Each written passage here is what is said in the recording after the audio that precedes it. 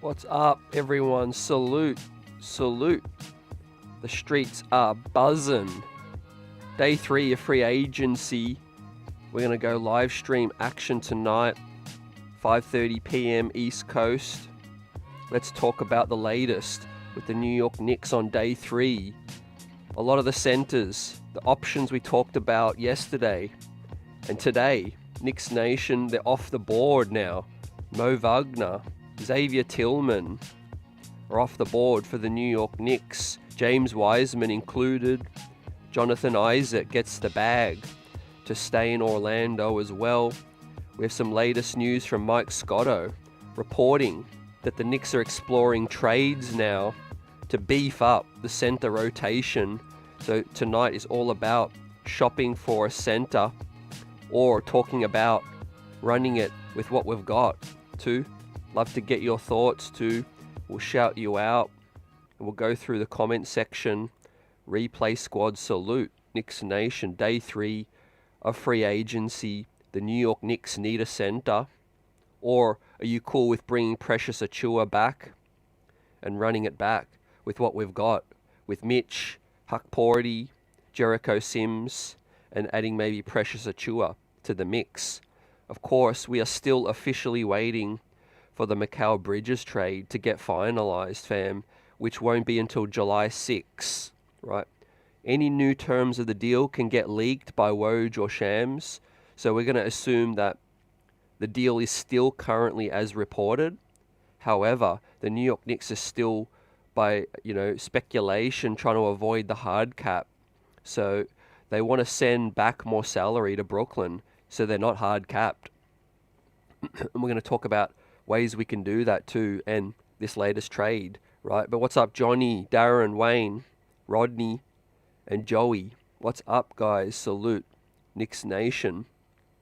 Let's talk about these options as we go through the latest news first, and then we'll answer any questions. Throw it out here, add a question mark if there's something you want to ask or address too.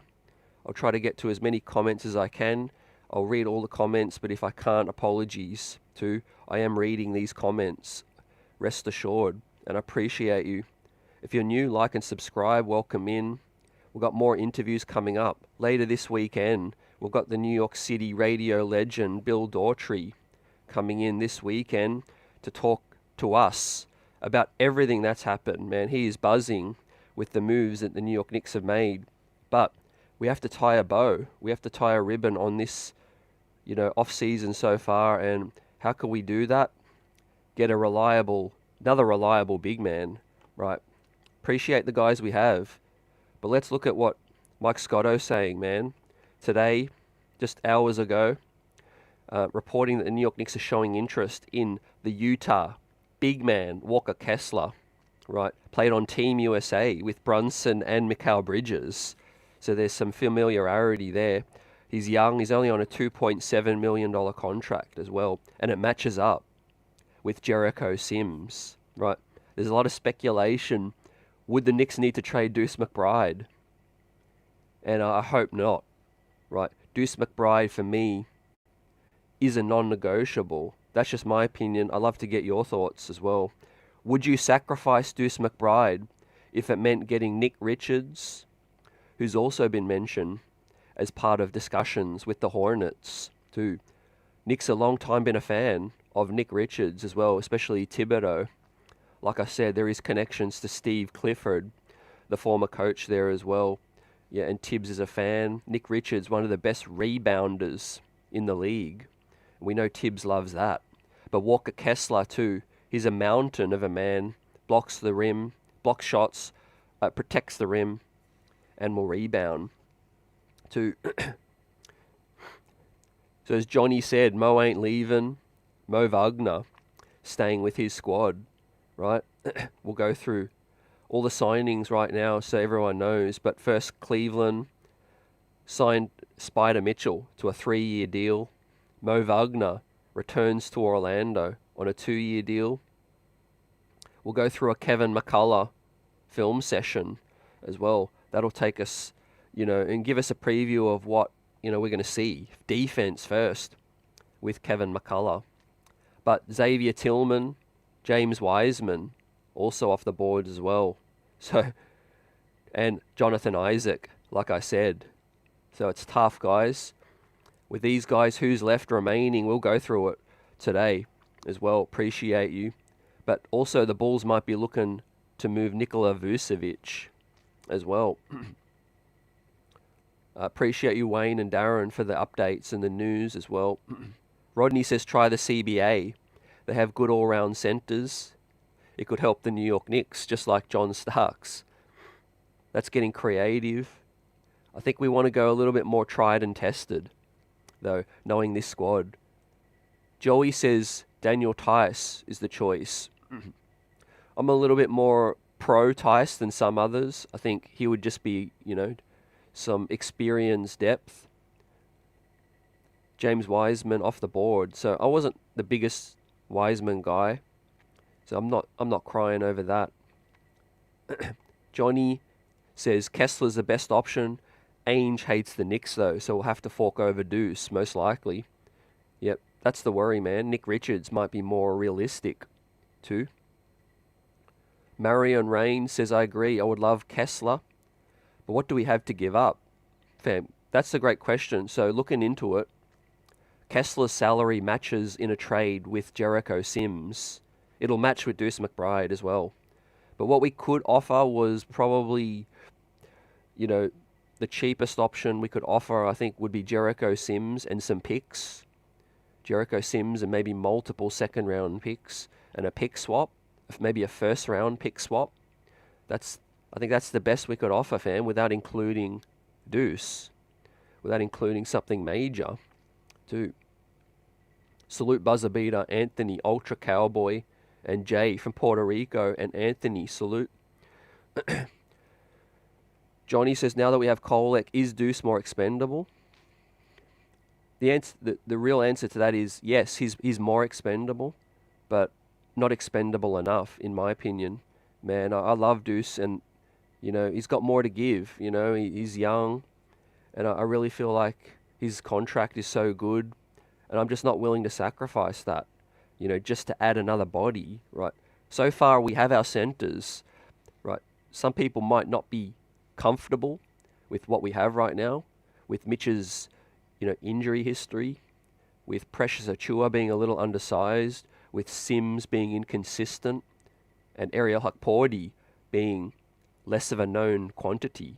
However, put them all together, and that is a center rotation, right? Maybe we start the season and we just see how that looks.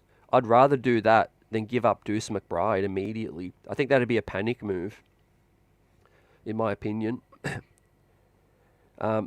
One thing I want to note is Anil Gonga from No Trade Clause does great work with the cap and the draft picks. He makes a great point. See, Orlando are a prime example of how overrated cap space can be. Orlando went into the offseason with the ability to create over 60 million, and they ended up only being able to attract KCP and use the rest of their money to re-sign their own players, right? So I've been saying that for a minute. Any team can create cap space if you've got draft picks to part with. Doesn't mean you're going to get anything with the cap space, right? They were supposed to be this attractive free agent destination, and all that Orlando have been able to do is get KCP and overpay some of these inconsistent guys. And that's in a market with no state income tax, and the roster is quite young and promising. So I think he makes a great point. What do you think about that to Orlando? Have they come up limp with $60 million of cap space and they only get KCP? God knows why they're paying Mo Wagner, Goga Bitadze. They've still got Wendell Carter and Jonathan Isaac. How many big men do they need? Right. Are they planning to trade one of them? Here's a name I was talking about yesterday, guys, and his stock is going up. Dario Saric just put up a triple-double on Luka today. Right, breaking news. Dario Saric, unrestricted free agent, can sign for whoever. He's a power forward that can score. can rebound and assist. 19 points, 10 rebounds, 10 assists, right? Not many people have been mentioning his name. I talked about him yesterday, right? If we're looking for power forward depth, he's one of the best available right now.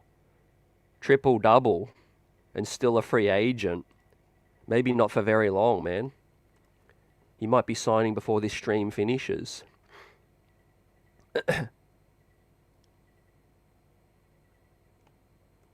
Jay says, I think something already been done for Kessler. Anthony says Randall to Charlotte for Bridges and Nick Richards. I don't think the Knicks would do that. I certainly wouldn't. I think Randall's way more valuable to this team. But I appreciate the comment. Yeah, I agree with Jay. I think you're onto something. I think we've had interest in Walker Kessler for a minute now. And Buzzer, why would the Jazz want to move out from Kessler? Well, Danny Ainge is kind of stuck between blowing it up and continuing the rebuild, and they don't want to pay Walker Kessler. So he's coming up to a rookie extension. He's a couple years in the league, fam. He's only on $2 million, but yeah, he's coming up for a payday. So that's why Danny Ainge might want to move him on to die for. What's up, coach? Mika John's in the building. Let me know your thoughts on Saric. He does have some injury history, Jay. I agree. But for a veteran minimum, I think might be a solid flyer too. Now let's address what we have in-house already too. And I'm a little bit more optimistic than some. Glass half full kind of guy. But you come into the, to the season with Mitchie, Sims, with some experience, Hukporti, and Precious Achua. That's not the worst thing in the world, 4 different options. There's a little bit of depth there, Yes, you are a little thin in terms of proven experience, also size. But I'd rather that than give up Deuce McBride, right? What happens if Brunson gets injured or needs some time? What happens if Tyler Kolek needs some time to find his feet? He is a rookie, College is nothing like the pros as well. To just throw Deuce McBride away, just to get a big stiff in the building, we could sign somebody. We could wait. And I would be furious if the Knicks moved on from Deuce McBride. That's my opinion. I think Deuce is too good to pass up. You never move on from a player that has just had their best year of their career, right? And they're on dirt cheap money. It would be a very short-sighted move, in my opinion, right? It's not like you don't have bodies to play center, right? You got 4 guys, assuming Precious comes back. Julius can even play center as well as OG as well. The league is kind of moving away from 48 minutes of a big man as well. As I said yesterday, the big men with Boston don't scare me because they're perimeter-based. Al Horford and Kristaps. Philly, you got Joel Embiid and you got Drummond now, 2 mountains.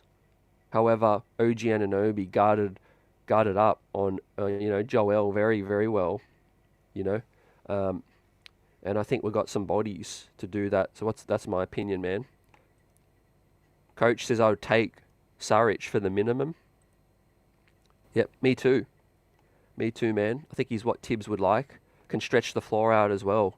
I think he had some moments with Golden State as well. He was in my fantasy team, and he was, on the fringes, but he was getting me some rebounds, some points as well. He's the kind of guy when his minutes go up, the production goes up, and you see it. He's playing for FIBA, for his country, 19 points, 10 boards, 10 assists, and a win over Slovenia and Luka as well. So yeah, he's still a free agent out here as well.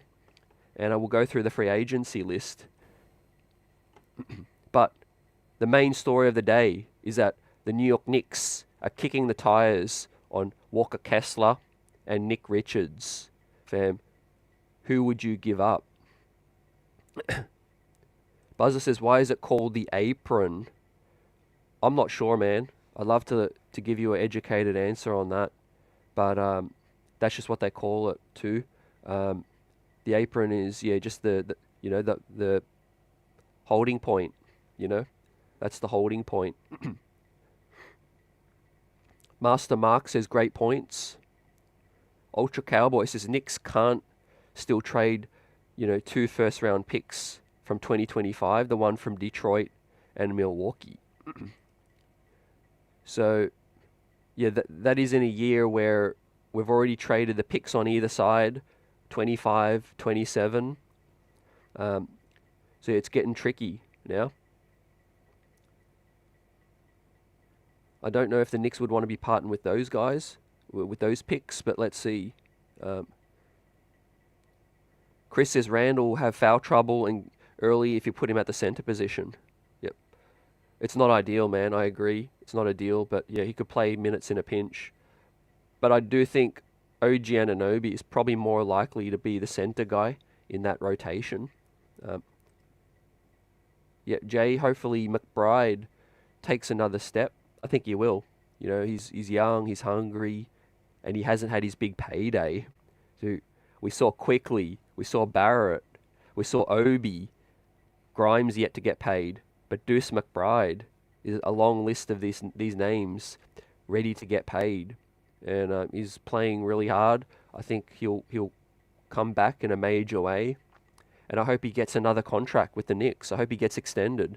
You know, he deserves it. And I think he's a long-term piece. I think he can play alongside Tyler Kolek as well. So, what's up? Get on my level. I'm popping. The chat's popping. Things are buzzing right now. I don't want this latest center situation to take the shine off the Knicks off-season, right? What Philly have done should not take the shine. The New York Knicks have had an outstanding off-season so far. We've built a championship roster. We're a little thin in the big man, but things ain't finished yet as well. So I'm still excited. I hope you guys are too. But obviously there is some work to still be done. We need to address the big man spot too. But I mean, look at the guard rotation, man. That's elite. And that's why I want to keep Deuce, you know. You got to keep what you're strong at already and not give up. That is an advantage that the New York Knicks currently have, fam. We know when Brunson, you know, is on the bench or misses time, Deuce McBride can come in and fill it up as well. You know, nights where he scored 18, 20 points, shooting the 3 ball, playing defense as well. Two-way player, man, on a cheap deal. I'm not giving up Deuce for no big man. Yeah, and Marion Rain, we still need to find out who goes in this Brooklyn trade. Now, there's one speculation now that the New York Knicks might get back Day'Ron Sharpe. You heard the name Day'Ron Sharpe? He's a young big man in Brooklyn on a $4 million deal as well. Now, the only way to get him back is we need to send more salary back, obviously, as well. We already needed to send more salary back. So that's a scenario where they're speculating Deuce McBride might be part of that to get Day'Ron Sharpe, and we address the center position there. Also, we might be able to sign and trade Precious Achiuwa or Alec Burks over to Brooklyn. That's the preferred way for me, you know. Again, I don't want to part with Deuce. Alec Burks, Precious, I'm okay. I'm okay with sending them in a sign and trade too. Knicks 25's champs, there's no way around it because a rookie center ain't going to play minutes. It's tough. I think if you bring back Precious and you've got Mitch and you've got Sims, I think the rookie center can take his time. But I do think he's more ready than people think too. You know, he was a standout big man in a professional league, not in college, professional. And he's every bit 7 feet. Big body, can bang, can protect the rim as well too, fam. So I'm going to bring this up as we keep chopping it up. Throw your questions, comments out here. I'll try to get to as many as possible. Apologies if I miss yours. But keep throwing stuff there. And ESPN draft guru Jeremy Woo, right? Some of you might have heard the name, but he does expert analysis on draft prospects, right? So just prior to the draft, he did an article on who is the best prospect in every single category: passer, best defender, best scorer, best three-point shooter, best rebounder, and all of those things in this article right here. I'm going to put it in the I'm going to put it in the chat right now, just so you can see it. Replay Squad can find it in their own time as well. So this is no joke. This isn't made up, right? I tweeted this out yesterday, right? Who made the category for best offensive rebounder in the draft? Our guy, Ariel Hukporti, center. This is before the draft even happened. And Jeremy Woo says on a per minutes basis, Hukporti is the top rebounder among draft prospects, averaging an impressive 16 boards per 40 minutes in 36 pro games in the NBL. Having returned to better health after the Achilles and a series of lower leg injuries, the 7-footer, 22-year-old brings a solid motor on the glass and the sheer size to hold his position and rebound missed opportunities. With a 7'2" wingspan and a 9'3" standing reach, the ESPN Top 100 number 64 prospect takes up quite a bit of room on the interior. Though his prospect status diminished to an extent after the last season's Achilles and then his inability to participate in the combine or conduct workouts because of the injury, his offensive rebounding numbers are on par with Zach Edey, the number 9 overall pick. His offensive rebounding numbers are on par with Zach Edey, giving NBA teams something to think about as they search for second round value. Hukporti's limitations will land him in the second round at best, but his prowess on the glass offers sleep of appeal. What are your thoughts on that, guys? We just drafted the best offensive rebounder in the draft with pick 58, Mr. Irrelevant. And then I put the link in the chat to a full article. Also, I've got footage of a secret scrimmage with Ariel Hukporti scrimmaging with some NBA pros as well. And here he is in a dribble handoff action, exactly what the Knicks are running to. Pick and roll, dribble handoff, rolls to the bucket, a la Mitch, a la Hartenstein as well. So does this make you feel a little bit better about Ariel Hukporti, the best offensive rebounder in the class, on par with Zach Edey? Right. Tibbs don't need a whole lot from his centers. Protect the hoop, rebound, gobble up misses, and set hard screens and roll. Roll to the basket. With Bridges here, with Randall coming back to full health, we don't need our center taking up touches too much, Just rim run, protect the bucket. We don't need another Hartenstein copy, a guy trying to pass if he can't pass. Just stick to what you're good at. That's my opinion. But Walker Kessler got the experience too. Prezi in the building. Get on my level. What's up with the Kessler guy? So the Knicks are in discussions, man, and there's no report on what we would give up yet. But the speculation is that it would be Deuce McBride or Jericho Sims and picks. They're the two ways to really get that thing done.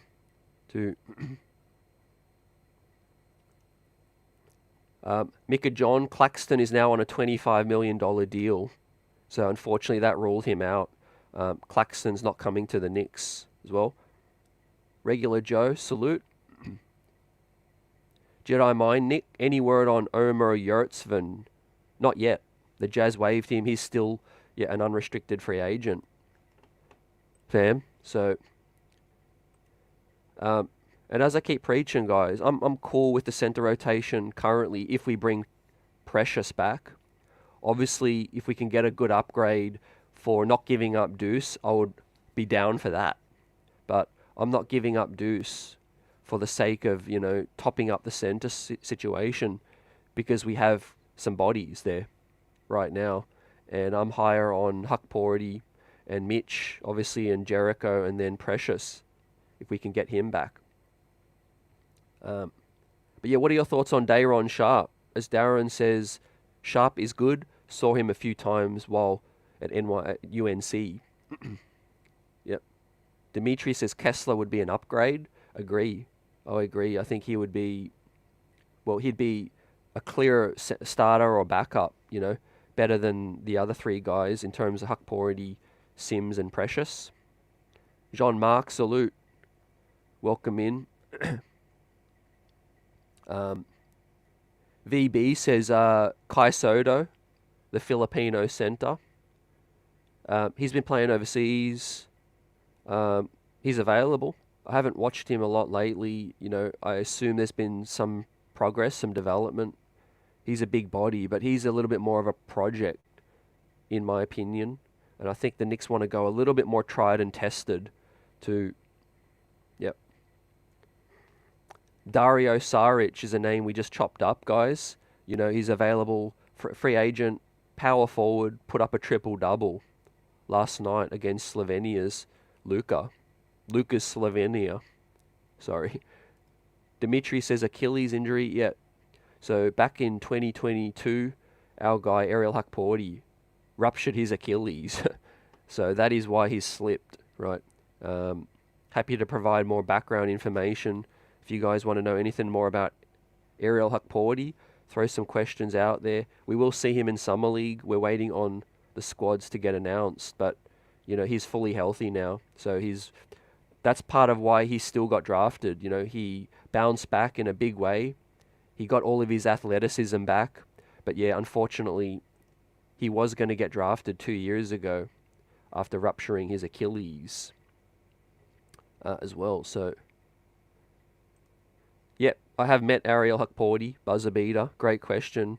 Let us know if you want to know more about him. As I said, he's been on draft scouts' radars going back many, many years. He's a well-known prospect.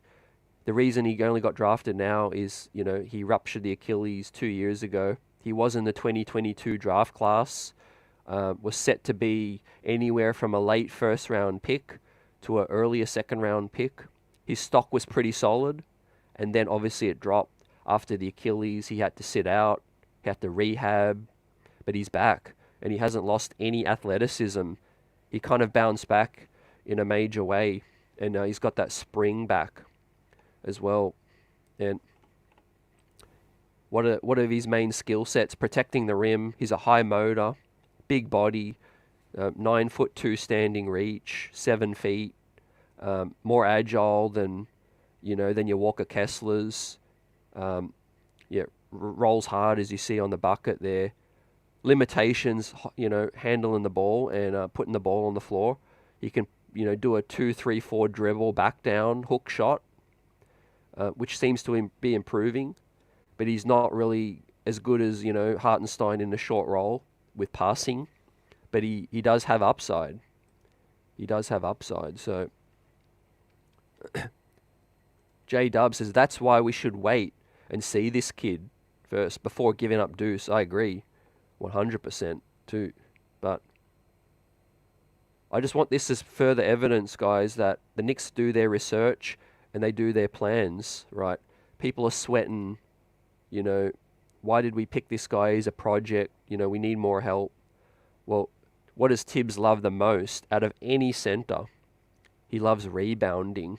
And the New York Knicks went out and got the best offensive rebounder in the class, right? Forget about pick 58. The number doesn't mean anything.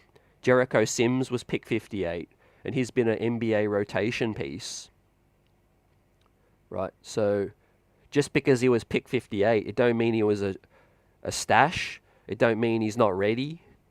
It just is what it is. He had injuries, and some guys took more upside. In a weak class, guys took a lot of swings on upside too. but we got ourselves an elite rebounder at the center position, and he's 22, not 18, not 19. And don't forget, the NBA spacing is better than the NBL. So for those that are not familiar, the NBL court is the same as FIBA. The three-point line is closer, and the court is smaller as well. So think about Ariel Hukporti in bigger spacing. Like Chris says, he's going to get a lot of open passes in the paint. He's an agile center with a nice fadeaway shot to a little baby hook as well. Tariq, what's up? The center from Charlotte is intriguing, very intriguing to me. Yep, I like it. But I don't want to give up Deuce, right? Obviously, it'd be a real savvy move if we can give up Sims. And, yeah, if we give up Sims and we get Walker Kessler or Nick Richards, it'd be great, in my opinion. And obviously, those guys will provide the experience, you know. See, a lot of you guys have made great points about the Knicks going into the, you know, season with an experienced guy. And I think, obviously, the Knicks are close to contending. We are contending. And we're going to want as much experience as we can, too. We've got Tillman, Mo Bamba, Mo Wagner, and Nick and Bitadze and James Wiseman now off the board. Knicks 25 champ says we feel like we're going to keep the roster as is until further notice. Yep. Pablo, what's up? Salute to you. Tariq says fans quickly forget Ainge's demand for any of his players. He's going to want the moon and the stars for Kessler, and the New York Knicks can't trade for any of their own picks yet. So, yep, definitely Ainge is going to want Deuce. There's no doubt about it. He ain't parting with former first-round pick Kessler on a rookie deal without including Deuce. So Nick Richards, to me, seems maybe a little bit more realistic. So yeah, Mark, we're talking about Walker Kessler, and we've talked about him before. Salute Ed. So yeah, Dario Saric I like. He's a free agent. He's available. So with these other guys off the board, Nikola Vucevic, right? Talks are that if DeRozan doesn't stay in the Windy City, he's going to be on the move as well. So I know the salaries don't really match right now, but that's something to watch out east as well. And Brock Ellis, parody account, I believe, is talking about the same thing I did. You know, I would rather go into the season with Sims and Precious as backups than trade Deuce. Yeah, for me, it's a no-brainer. You got to keep Deuce. You don't weaken an area that you're strong at just to top up another area. You address that area individually, for me. So we talked a little bit about Hukporti. Now let's talk about the strengths that this man brings. Kevin McCullar Jr. fam. Shout out to this guy, Ariel, A. Pacheco, NBA. Great thread on what our second round draft pick 56 can provide. First and foremost, defense. Solid impact immediately from day one. He's got good size, strength, along with the versatility to guard up or down. His floor defensively is already really high. 6'7", he's a dog on defense, too, like a Josh Hart. Gets floor burns, and he'll play defense ready. I think he'll win early minutes if he can defend like this, and Tibbs loves that as well. The only reason Kevin McCullar slid was some injury concerns. That's it. Not his game, nothing. He would have been a borderline first-round pick.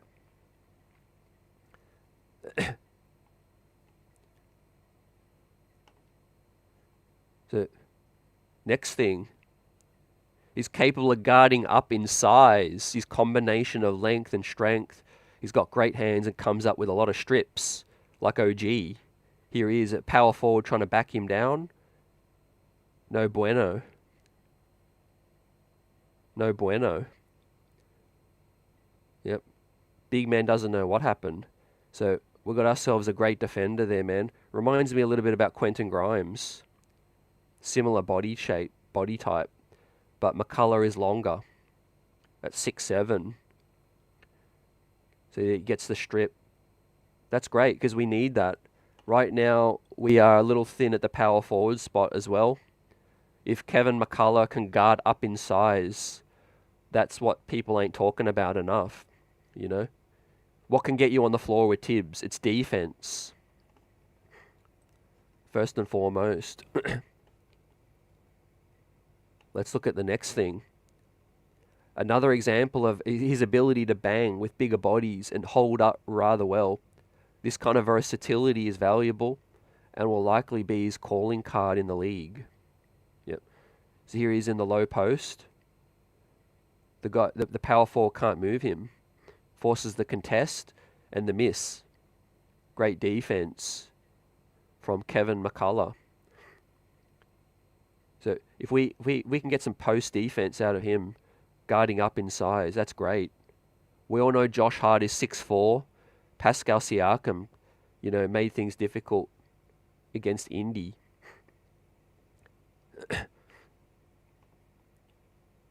So I'm liking what I'm seeing, not going to lie.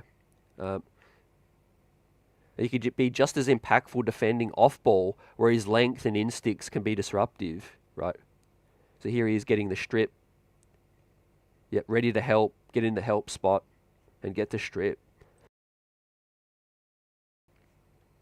So we got ourselves a great defender. Now this one, look at him on the weak side. Stands between hedges between two players and defends the gaps. So look at him on the weak side, reads the eyes of the offensive player and gets into the passing lane for the transition bucket. Kevin McCullar with his hands up. Fundamentally sound. Yeah, Pablo, if you play this kind of D, you will get minutes as well. Especially if you're 6'7" and you can guard 2s, 3s, and 4s.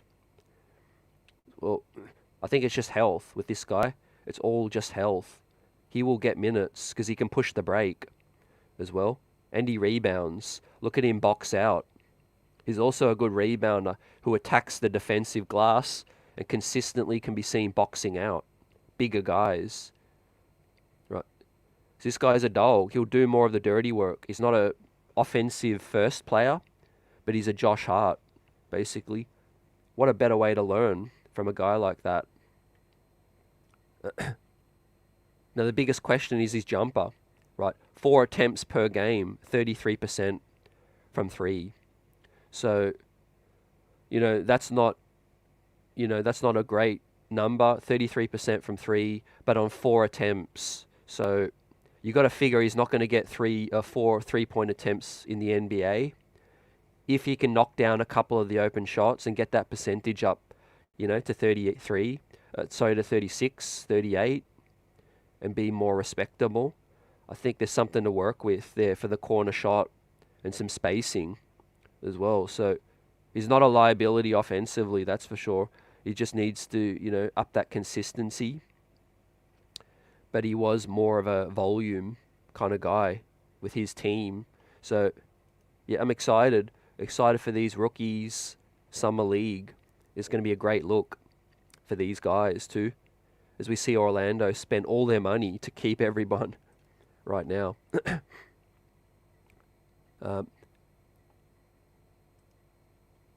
Knicks 25 champ says Tibbs are going to have to think outside the box. Give these rookies some shine. I think he's going to have to, man, at some point.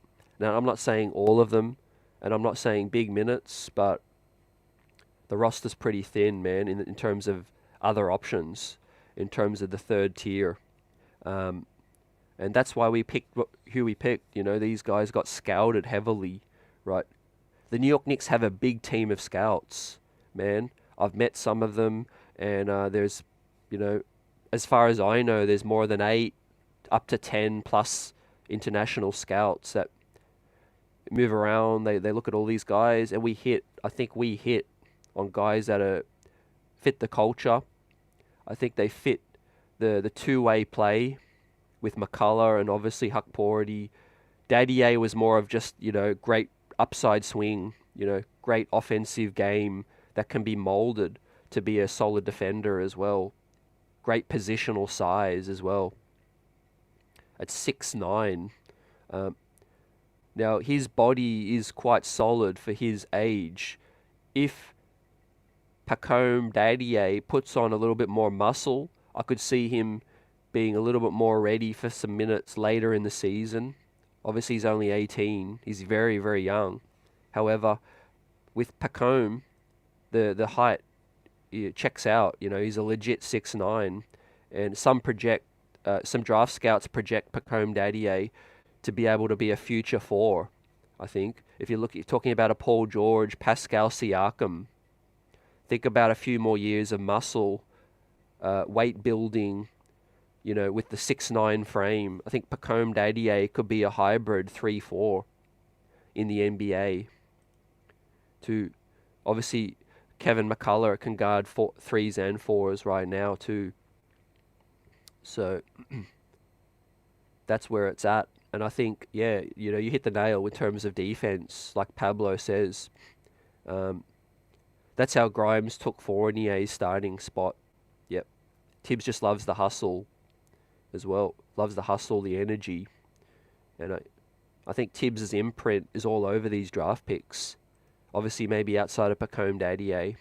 But there is potential with him as well. Georgie, what's up? CT, Tibbs isn't going to let him shoot those threes. Slow and steady, man. I don't expect him to be in the rotation early, right? But if, like we said, if Tibbs sees you in the practice facility early, putting up the shots, he gives you that shine. I think he'll give you an opportunity at some point, right? I'm expecting a lot of blowouts in this season, and us blowing out other teams, There's going to be a lot of garbage minutes to win as well. And we want to keep these veterans healthy. So it's a two-way street, guys. Part of it is these rookies will earn some minutes, hopefully. But part of it is we also want to keep these veterans fresh. I'm talking about the Hearts, who's getting, closer to 30 now. Bridges is 28. He's missed the durability. But as he's approaching 30, you don't want to break him, Also with OG as well. And look, Julius is coming off the shoulder surgery as well. So we'll wait and see. But I want to give a salute, some updates on Kemba Walker. He has announced his retirement, man. Rice High School, Bronx native, Kemba Walker. What a career, salute. We didn't see his best years in New York City, but UConn and the memories will live on, man, with Kemba Walker. I'm glad he got to live out his childhood dream and wear number 8 for the New York Knicks. We'll always have Christmas Day, man. The 40-point piece that he put up to the cardiac back Kemba, the step back, and obviously the moments will live on. So salute to Kemba Walker. Announced his retirement now. Great decision, man. His knees were just done. You got to know when to call it quits, And hopefully he has a bright future in coaching, broadcasting, whatever it may be. He might become a power agent. He could do anything. Also, talking about New York natives, the guy that we may have got 2 years back, Donovan Mitchell, has re-signed with the Cleveland Cavaliers.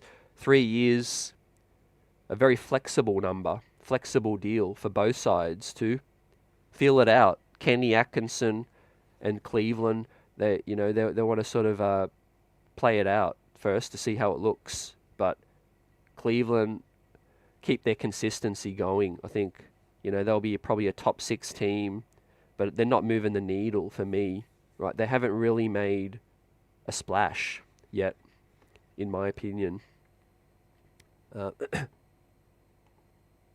Buzzer says this team is a mirror of the 2011 Bulls, but this time there's a better bench. Yep. More dynamic scoring as well, fam, with DiVincenzo, Brunson, all of that. But yet, great comparison. Salute Sharp Power, salute El Tango, salute AP. What's up? Shah says we've got a great young draft core and they're older and kind of seasoned. Yep. A little bit more experience. Susan, what's up? The best to Kemba Walker. Yep. Now, if it means giving up Deuce, would you prefer to just run it back with the center rotation we have to and just sign another veteran? Now I'm going to bring up the free agency list, the free agent trackers right now. We can go through it. But for those that are just joining, welcome. If you're new, like and subscribe to. We keep it buzzing here. We'll shout you out. And we're going to stream every single day up until the Mikal Bridges trade July 6 is finalized and we know what this roster looks like too. And then of course July 13, first summer league game, post game live. July 16 as well, the second game. And then we play back to back July 17 as well. Also guest this weekend, Bill Daughtry, New York City radio and broadcasting legend, is going to join us live this weekend. I'll announce the time and date coming up. Now, Walker Kessler, Nick Richards, they sound good to me. Now, if we acquire them by giving up Sims and some picks, that's cool. But I'm not giving up Deuce McBride. I'm not giving up Deuce. Keep Precious, get another veteran in, and then keep it going.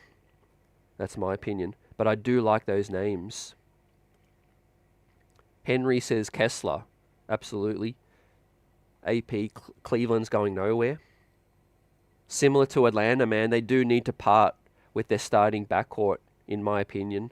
I think they need to trade Darius Garland right now. They're too small. They're too small. And that's another area where the Knicks have improved too. Look at Mikal Bridges, man, sitting there smiling at the 2 spot. He's going to have a field day. He's going to be able to shoot over the top of other shooting guards because we have positional size now at the 2 spot. OG, he's going to be bigger than most threes. Julius Randle is a bully at the 4 as well. And of course, Mitchell Robinson, the best rebounder in the league at the 5 spot too. So outside of Brunson, everyone's kind of the bully on the block. You know what I mean? Now, love and respect to Dante DiVincenzo for what he did, but running him as the starting 2, we were a little undersized, and it did catch up in the playoffs, right? Kelly Oubre's coming back to Philly. They've got positional size. They've got Eric Gordon as well. So that's what I'm high on, guys. Positional size right now. Now, let's pull up the free agency list. Just as a summary. Now, you guys can check this out as well. I'll put the link. Some people ask what site this is. So this is spotrac.com, NBA free agency list. Now, I'm trying to work out. I noticed some names weren't there yesterday, like a Jackson Hayes, those kinds of things. So I don't know if the site, what free agency they're classified as, but we'll see if they're updating it. Right. So we've got Claxton, Isaiah, JV, Bitaze, Mo, Drummond, Eubanks, Love, Garza, DeAndre. All these guys are off the board now. Mo Bamba, Wiseman, and Plumlee. Now these are the guys still available, fam. It's slim pickings at best. You got Rashawn Holmes, unrestricted. Daniel Tice, unrestricted. Tristan Thompson, Cody Zeller, JaVale McGee, Boban, Omer Yurtseven. That could be the best name available on this list as veterans. Thomas Bryant, Azubuike, Jones, Moses Brown, right? New York native. We had him in the building for a cup of coffee. He was with us, and then we waived him. So maybe we didn't like what we saw. Maybe we wanted to let him get a better opportunity somewhere else too. Tillman's now gone. Metu's available. Bismack Biyombo, Muscala, our guy Taj, and Harry Giles too. So it's not a great list anymore, fam. I'm definitely leaning towards Yurtseven, Daniel Tice, Dario Saric at the power forward spot. Rashawn Holmes, I don't know if we're going to be able to get him for that kind of money. But if I flip over to the power forward spot, we might still be able to get some positional size at the 4. We've got Achua and Saric, Trendon Watford, Danilo Gallinari, Dominic Barlow, Thad Young, Kai Jones, Isaiah Mobley, Oscar Chibwe. So a couple of names there. I would like us to look at Saric, Barlow. Gallo is an end of the bench dude that can shoot, but I don't know if he's got much left, fam. So that's where it's at, really. For me, the best name is Precious and Saric. To coach said I'd give a first and multiple seconds on top of Sims to get Kessler or to get Richards or either. I think that's the best route outside of giving up Deuce. I think we need health, Susan. We need health, but we also need a little bit more depth. I think at the big man spot. We'll see if Hartenstein regrets it. I think his bank account looks great, but not all is about the money. We'll see what OKC can do, but it was their biggest pickup in their history. And that was huge. I wasn't expecting 29 mil. That's crazy. But the Knicks pivot. The Knicks pivot now. LB says Nick Richards from the Hornets is at the top of my list. He's perfect lateral move for an iHeart replacement. Tibbs loves him, and that's why the reports are out now, fam. The Knicks are reported to be in discussions with with Utah and with Charlotte. I bring the story up as reported by Mike Scotto of Hoops Hype too. So the Knicks see the writing on the wall, right? These free agent signing names are very underwhelming. So could the next route to improvement be via trade? The Knicks seem to love upgrading via trade, outside of the Brunson signing as a free agent, right? And DiVincenzo, it's all been trades for Josh Hart, trades for OG, trades for Mikal. That's why we stocked up with these picks. Now, what can we give up? Like Chris said before, I think we can give up, and the chat said before, sorry, it was Coach. Yep. We can give up a pick swap in 2030. That's wedged between 2 years that we've given away those picks to Brooklyn, so we can't give up the 2030 pick, but we could give up a pick swap. We could give up seconds. We got, how many seconds have we got, fam? Good thing I've got this draft capital ready to go. So this will show you all the picks the Knicks have too.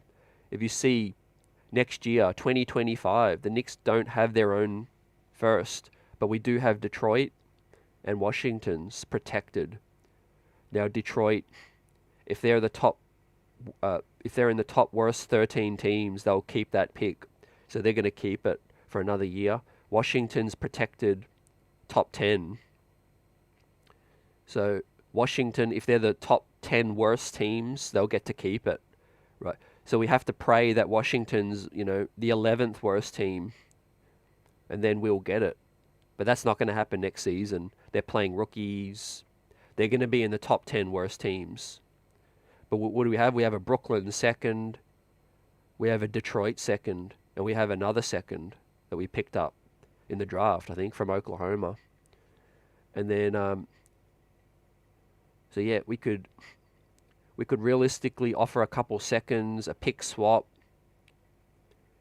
Next year, we could maybe flirt with one of these protecteds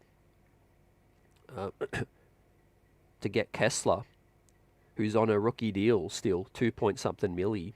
I think it fits quite well. Shokan says Metu would be nice. Yeah, I think he's among the higher of those that list. But clearly the Knicks have their preference. They do like Metu. They do like Kessler, and they do like Nick Richards for the rebounding too. Those guys are huge in terms of size too. So yeah, I don't like those names so much that are available as a free agent. I like Saric at the 4, Precious Achiuwa at the 4 as well. But hey, we need to see Ariel Hukporti more in action. But I've been saying that he's more ready than people think. Now, I don't know if he's NBA ready to play heavy minutes. He could be, but it's a risk. We've got Michi as the starting 5, and then after that, it's Achiuwa if we bring him back. But I think it's more than likely we sign and trade Precious Achiuwa for a bit more size too, fam, or sign and trade Alec Burks to. And then maybe we could get Day'Ron Sharpe back from Brooklyn. Day'Ron Sharpe is a $4 million guy. I think he offers some rebounding and upside as well. El Tango says I would try to trade for Isaiah Jackson or Wendell Carter. Yeah, I think you're getting warm with that because Isaiah Jackson, they're going to have to think about paying him really soon. And they gave Obi the bag. Let's see what they do. Wendell Carter as well. I mean, I don't know what Orlando did. They paid Mo Wagner. They paid Goga Bitadze. They paid Isaac. And they've got Wendell Carter as well, like you said as well. So they love, they love their big man depth. That's for sure as well. Don't rule out a trade mid-season as well. Maybe we just don't like what we see, and we bring it into the season, see what happens, fam. You can still make moves.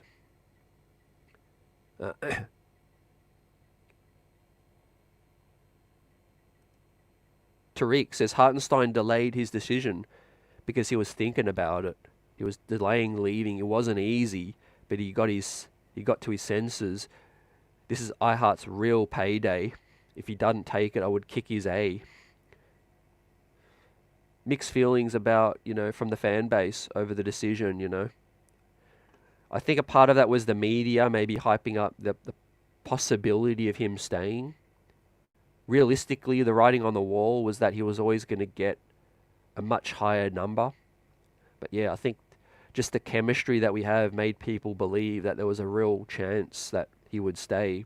And I think he did obviously have to think hard about it. But in the end of the day, it's a business, money talks. Like you said, he had to take the guarantee, right? But, he probably knows, and we know Leon Rose in the front office, they've got plans, There's other ways we can beef up our depth. With that in mind, I don't think, or the Knicks should dare try to replace him like for like. There's not a player like him in terms of the passing game, in the short pick and roll available, for a reasonable price anyway, and then outside of that, we should just go back to, fundamentally sound big men, guys who could protect the hoop, can set great screens, and as we keep preaching, guys, there's going to be more usage for Mikal Bridges and Randall, coming into the squad. So that's less touches, more creation ability in the Knicks starting five. That's super dangerous as well. Jean Mark says, well, we won't have to pay the first round rookie salary if we stash Pacome Dadier.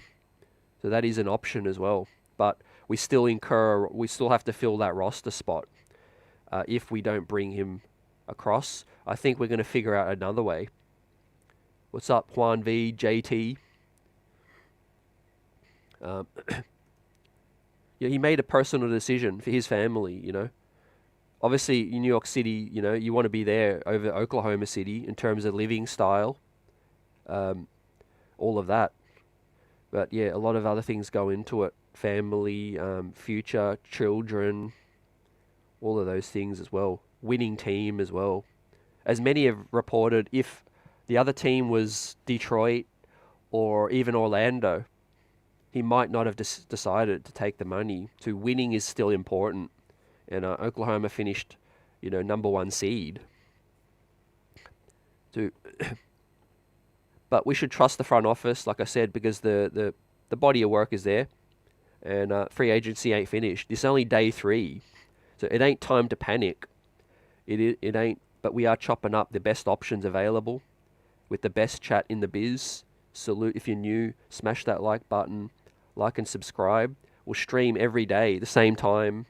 And we'll come back later for an encore if there is any new signing as well. But we'll keep buzzing. And this weekend, we've got a guest coming on, Bill Daughtry. And our Summer League is coming up. And the Olympics, fam. Summer League kicks off in 10 days. And we're waiting on the squad to get announced. But it's going to be fun to see a starting 5 in Summer League of Knicks rostered players. If we're talking about Kolek at the 1, McCullar at the 2, Jake Toppin at the 3, Pacome at the 4, and Ariel Hukporti at the 5. Man, that'd be a great situation to see, all 5 in the starting lineup of Summer League guys, all rostered on the Knicks. We'll see if Pacome Dadier does stay too.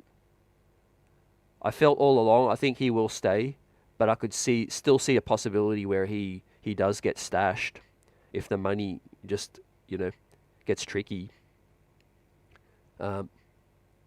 AP, great question, man. I've never been to New York City, I know, but I was bound to hit New York City back in 2017. I was in LA as well. I've lived in Los Angeles for a minute as well. So yeah, I've stayed in LA, lived in LA for a minute. I've been to New York Knicks games in LA at the Staples Center against the Clippers and the Lakers. But in 2017, I had tickets to see Knicks versus Detroit at MSG. I had some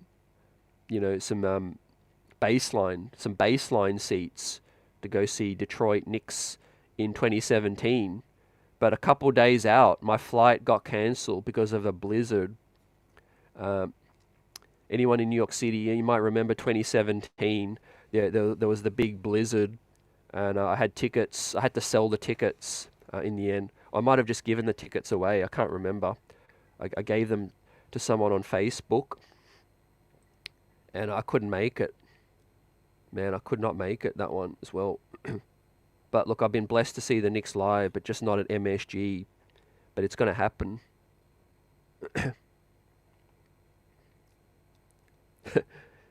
Tariq says Hukporti's not coming in here to be in the NBA like Wemby or Shaq. Of course not, man. He's going to be serviceable, though.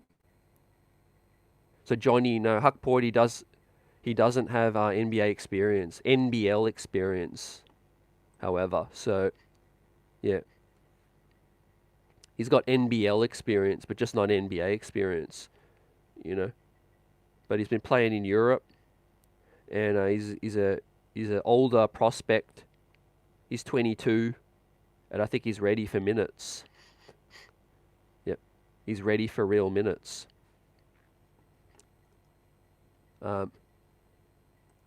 Okay, guys, Bob and To Die For let us know. Kyle Anderson has signed with the Golden State Warriors. As I'll pull that up and refresh. That's a great move for Golden State. And yeah, I knew that they would struggle to keep him in Minnesota.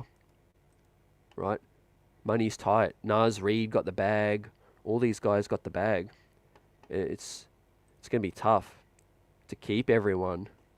Kyle Slow-Mo Anderson is headed to the Oracle, or the Chase Center, they call it now. 3 years, 27 milli. That's a very friendly number for a guy who could start, can come off your bench, 6'9", and it gives Golden State some good depth too.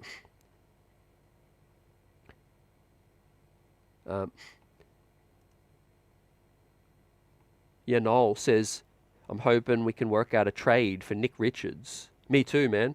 Nick Richards or Walker Kessler would be solid pickups, in my opinion. I think those guys would really help. And I think, I trust the Knicks know what they're doing, I think they will figure out this trade. Right. If I'm making a guess, prediction right now, the Knicks get one of those guys via trade. But I'm hoping it's not for Deuce McBride. I really am. I'm not a big fan of giving up something that valuable to get something, more on the margins, I'd rather us rock with Mitchie, a Precious and the other two young fellas. Yeah, we like Hukporti, like Tariq says. I like Hukporti.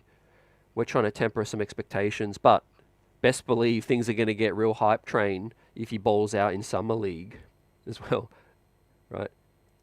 Now, Summer League is in 10 days, so I think we will have another center on the roster. But if we didn't, and let's say Hukporti bowls out, opens some people's eyes, maybe that quiets the noise a little bit about it, AP, Bronx, Manhattan, Queens, Brooklyn, Staten, NYC, the place to be.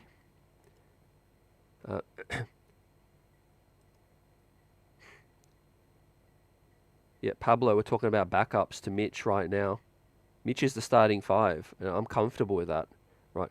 I think where the worry or the hesitations come in is most people understand that he's not durable, but no one's doubting Mitch's starting quality. Junior says Walker Kessler's 7-1. Yep. Yeah, Dario Saric is the guy I want to get, at least for maybe the $5 million exception, or if not a mid-level, a minimum.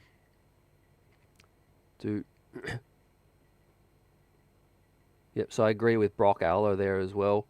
I don't think the Knicks would get into this, and I don't really want to. But Nikola Vucevic could be on the move, right? He could swing some power in the East, right? If he goes to Cleveland, I think that gives them a nice offensive pick and roll threat. So what are some fits if Nikola Vucevic was to get moved? Hopefully he gets moved out west. But if he was to go to Indiana, if he was to go to, I don't see him getting starting minutes in Philly. But if he was to go to Cleveland, that makes them stronger, I think. Jarrett Allen doesn't really have a bag.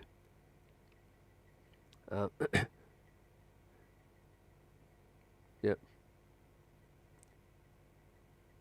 Yeah, Susan.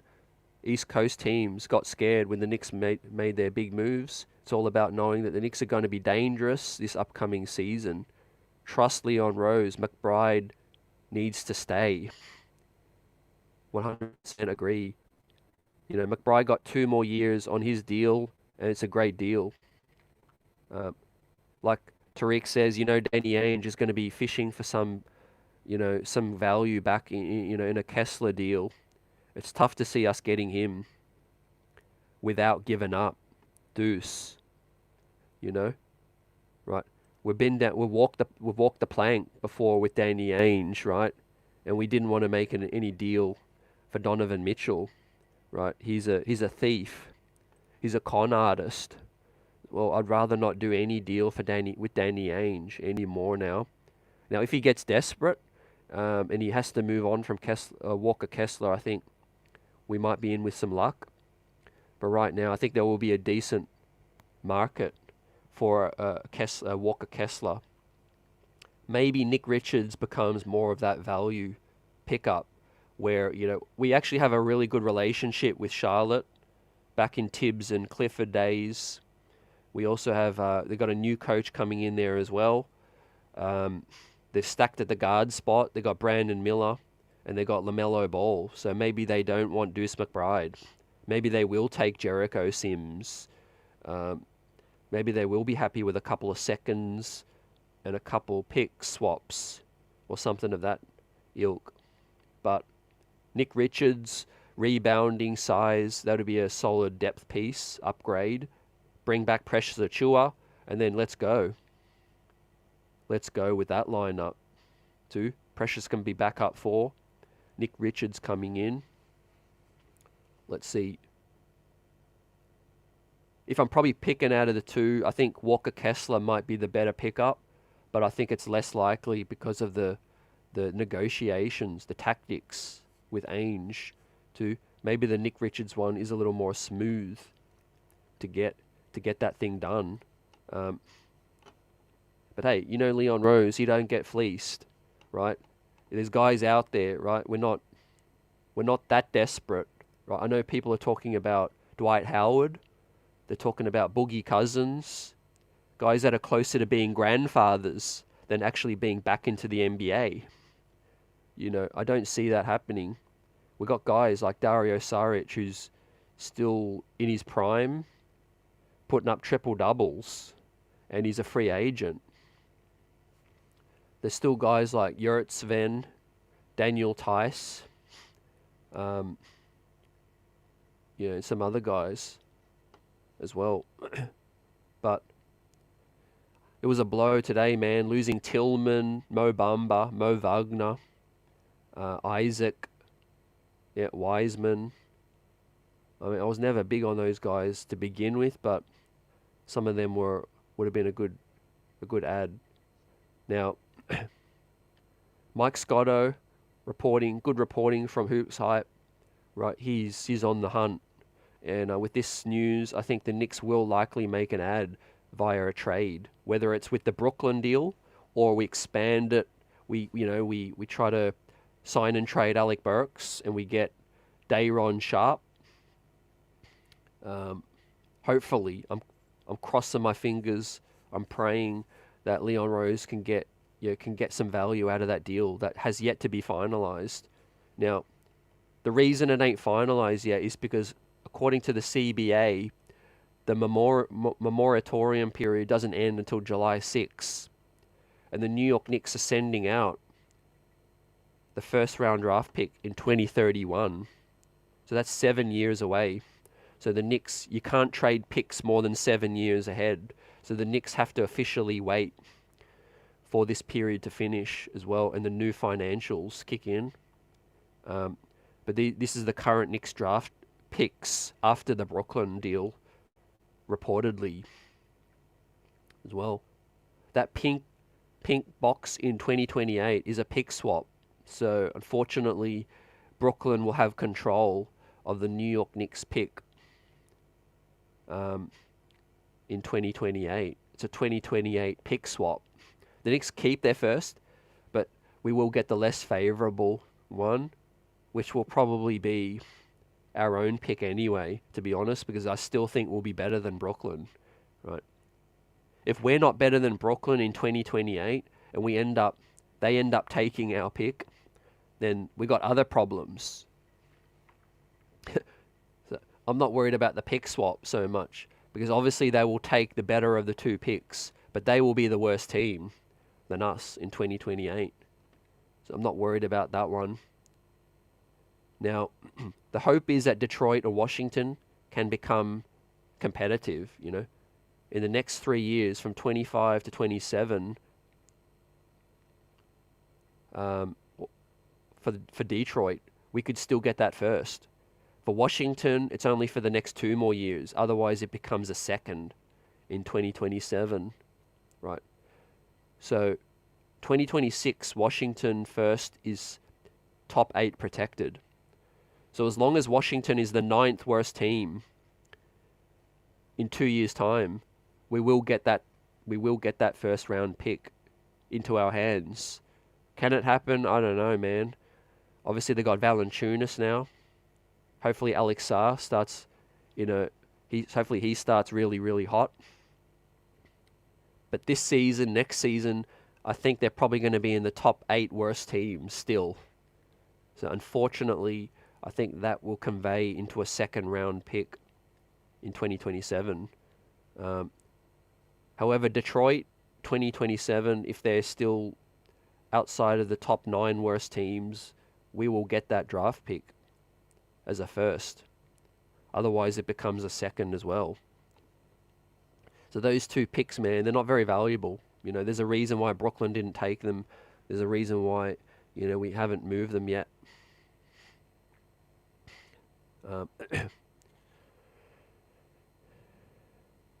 Junior says, is Willie Cauley-Stein available on the Knicks? Don't see it happening. Willie Cauley-Stein's been out of the league for a minute. But the Knicks keep an open mind. They do scout these guys. They had a free agent workout at the Knicks practice facility, but nobody has been able to report who was a part of that outside of Jarrett Culver.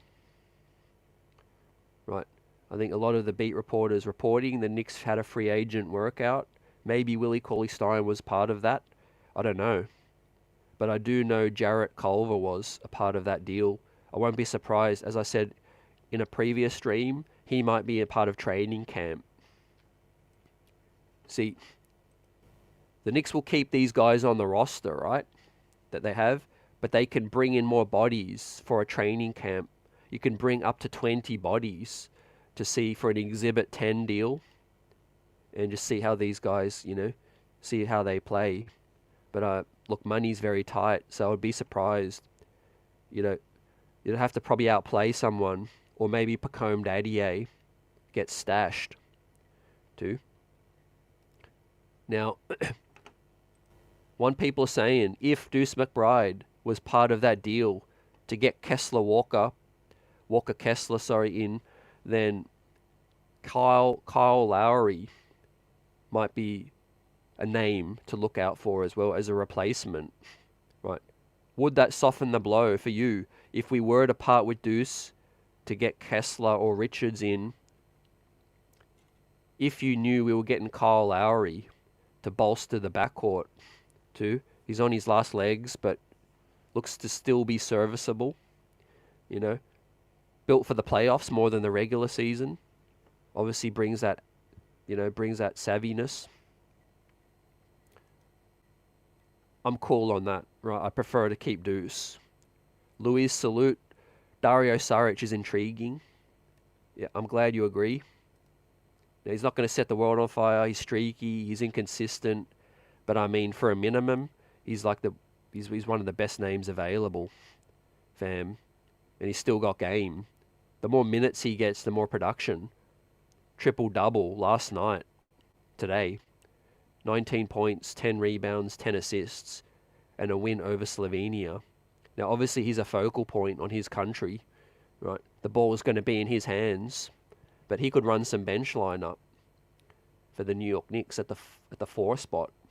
Him next to Precious, even. If we're worried about Jericho or Hukporti getting major minutes, you could go ultra small with the bench lineup, and you could have Deuce, DiVincenzo, Hart, Saric, and Precious. I mean, that'd be solid. The bench runs anyway, right? Defense doesn't really get played much off the bench. It's all about scoring too.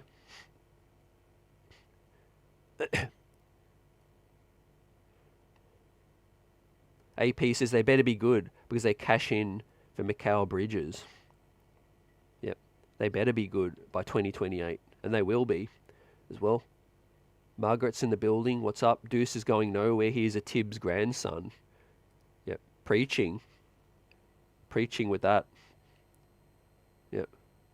And look, Ian Begley's dropped this before, but he said the Knicks have virtually no interest in including Deuce in the Mikal Bridges Brooklyn deal.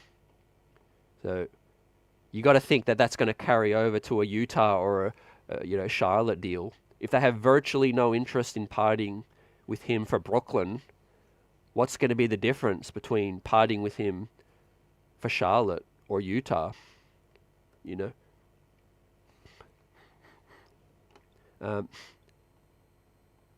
To Die For says, where do you think that leaves the Wolves on losing Anderson? Just they got to pivot, man. They got to get creative. They got to get cheap. That's where this CBA is leading teams. You got to have Plan B, Plan C now, too. Just give us 30 seconds.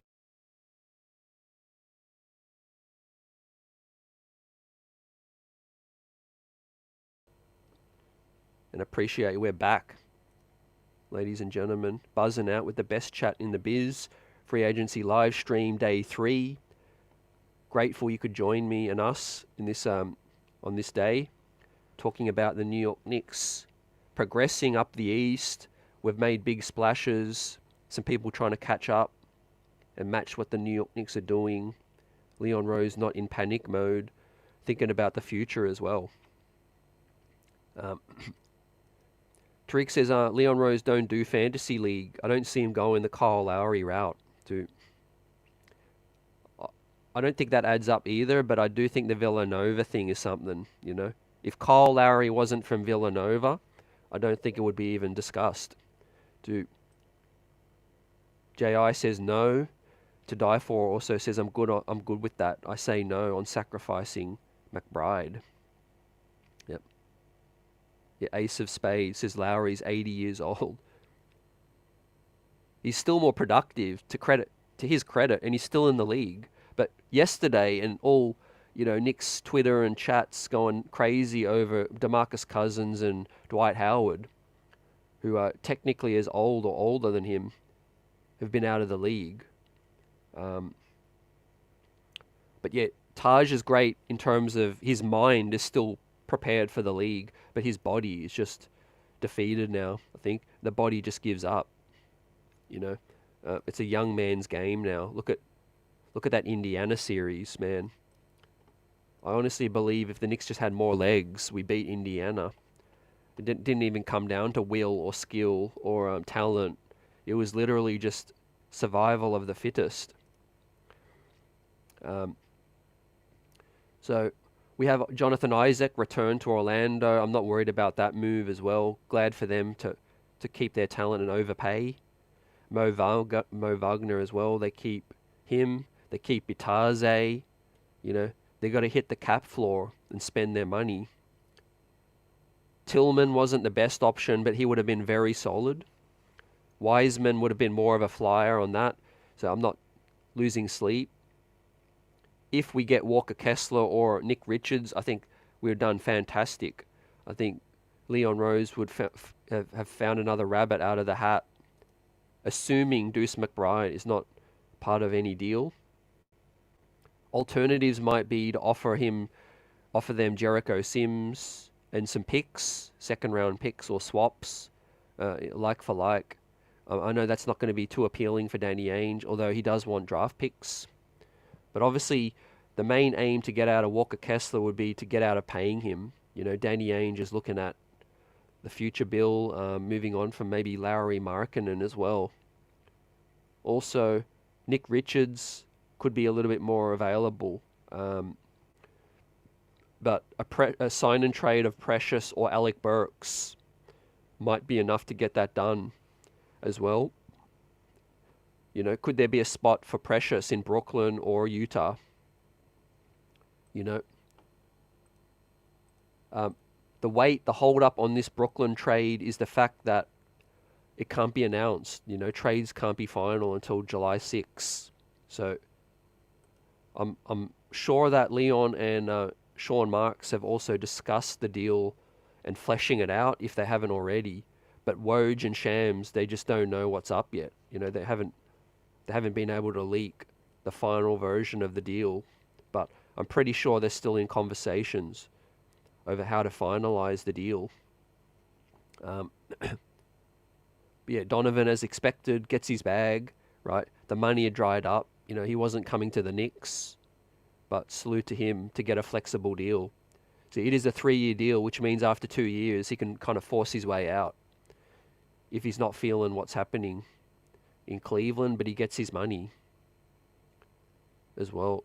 So that was a sliding doors moment when the New York Knicks didn't get Donovan Mitchell, but then we knew we pivoted and we were going to get, we had Jalen Brunson. Now,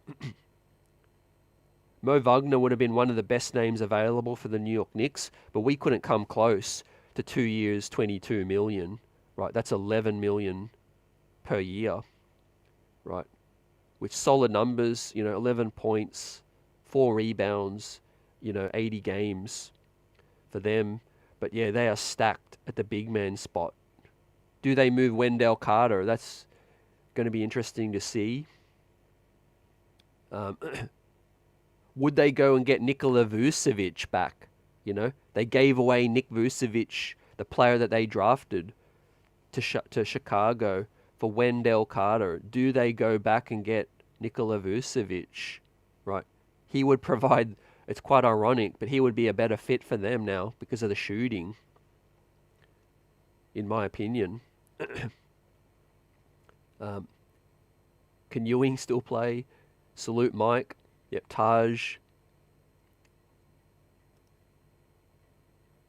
Yeah, I don't think it hurt Taj's legacy. When Taj came back, we all know he was coming off the couch too, and I respect Taj more for what he gave. It's clear that he wasn't 100% in the right shape. Middle of the season, all of that. Now things might be different if he has a full training camp, but I do think Taj would be more of that, mentor value rather than actually playing. It's a young man's game now. I'd rather take a chance on a young fella with upside. Now, it'd be different if we were just about to start a playoff series and, let's say there was, 20 days out from the playoffs beginning and we were down 2 bodies. Then you kind of need experience. But to start a season, I think it'd be better to go young, healthy. Mike, salute to you. Shout out to the best free agent coverage in the biz. Knicks having a great off-season, are poised for years to come. Yeah. Appreciate you, Mike. In fact, the Knicks have made big steps forward, and the work's not finished yet. That's the thing we're waiting on.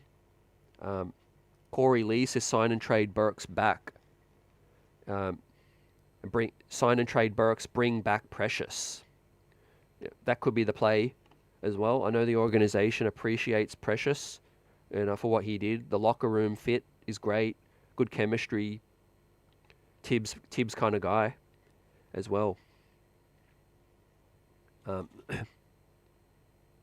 Papatage, Ace of Spades says, yeah.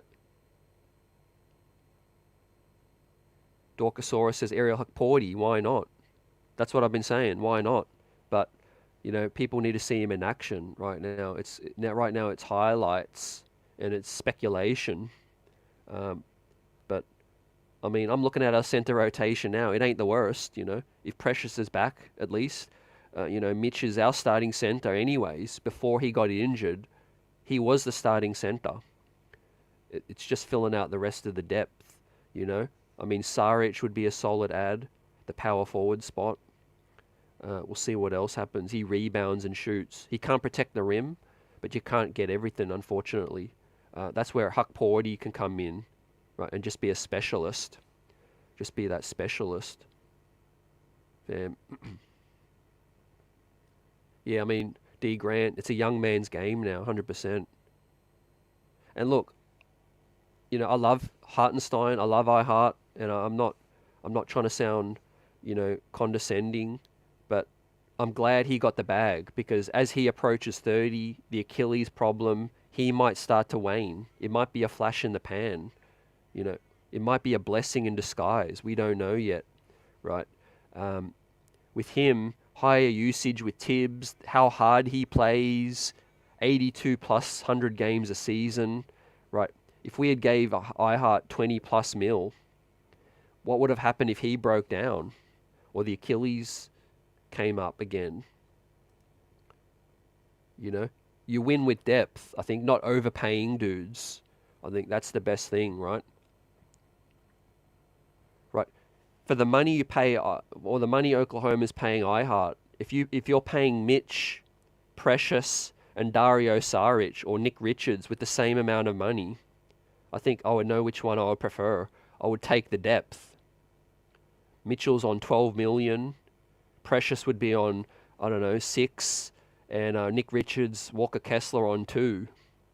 Right? You'd rather 3 bodies than 1. You know? But yeah, I hope Taj comes in as a coach. And I hope Patrick can come in as well.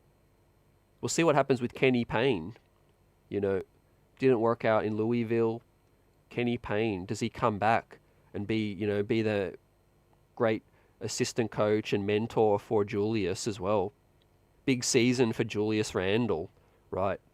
The forgotten man for many, but 3-time All-Star, 2-time All-NBA, returns, the biggest acquisition this team is getting, in my opinion. Obviously, Mikal Bridges is the best pickup this off-season, but in terms of players that the New York Knicks are getting back, Julius Randle can be dominant at his position, is dominant as well. And, you know, the East, you know, we could have ran through the East if he was healthy.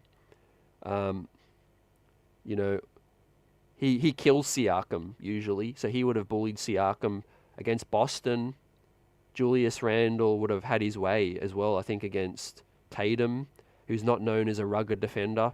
Jaylen Brown would have tried to guard up. Al Horford as well. So people are forgetting about the biggest upgrade we're getting was the player we already had with Julius Randle. Now, the shoulder injury is something, it's not going to be a long-term thing. Hopefully he's had enough time to work on his shot, I think, because it's not his shooting. I don't think it's his shooting shoulder as well. But if Julius comes back and shoots 38, 40% from 3, that's going to be great.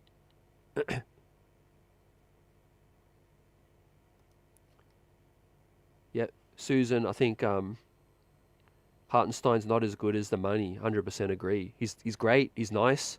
He's not worth 29 million. He's not worth 25 in my opinion. Well, his value is really what the New York Knicks were able to pay. I think that's 17, 18. I think if we're fair in this current landscape, is he more valuable to the team than Josh Hart, who's on 18? I think it's pretty even. I think Josh Hart, both could be on 18, 20, but not 29, not 25 as well. And look, if I had to choose between DiVincenzo and Isaiah Hartenstein, based on the play last season, I think DiVincenzo deserves more than 13 million. He deserves more than that. Right. He's another Lion though. Game 7, I won't forget that him and Alec Burks, they left it all out there, you know. It was very disappointing, very underwhelming. But the last positive thing I'll remember of Game 7 was that after Brunson went back to the locker room, Alec Burks and Dante DiVincenzo emptied the clip. They just kept fighting and kept going, and they just tried everything to still keep the Knicks in it.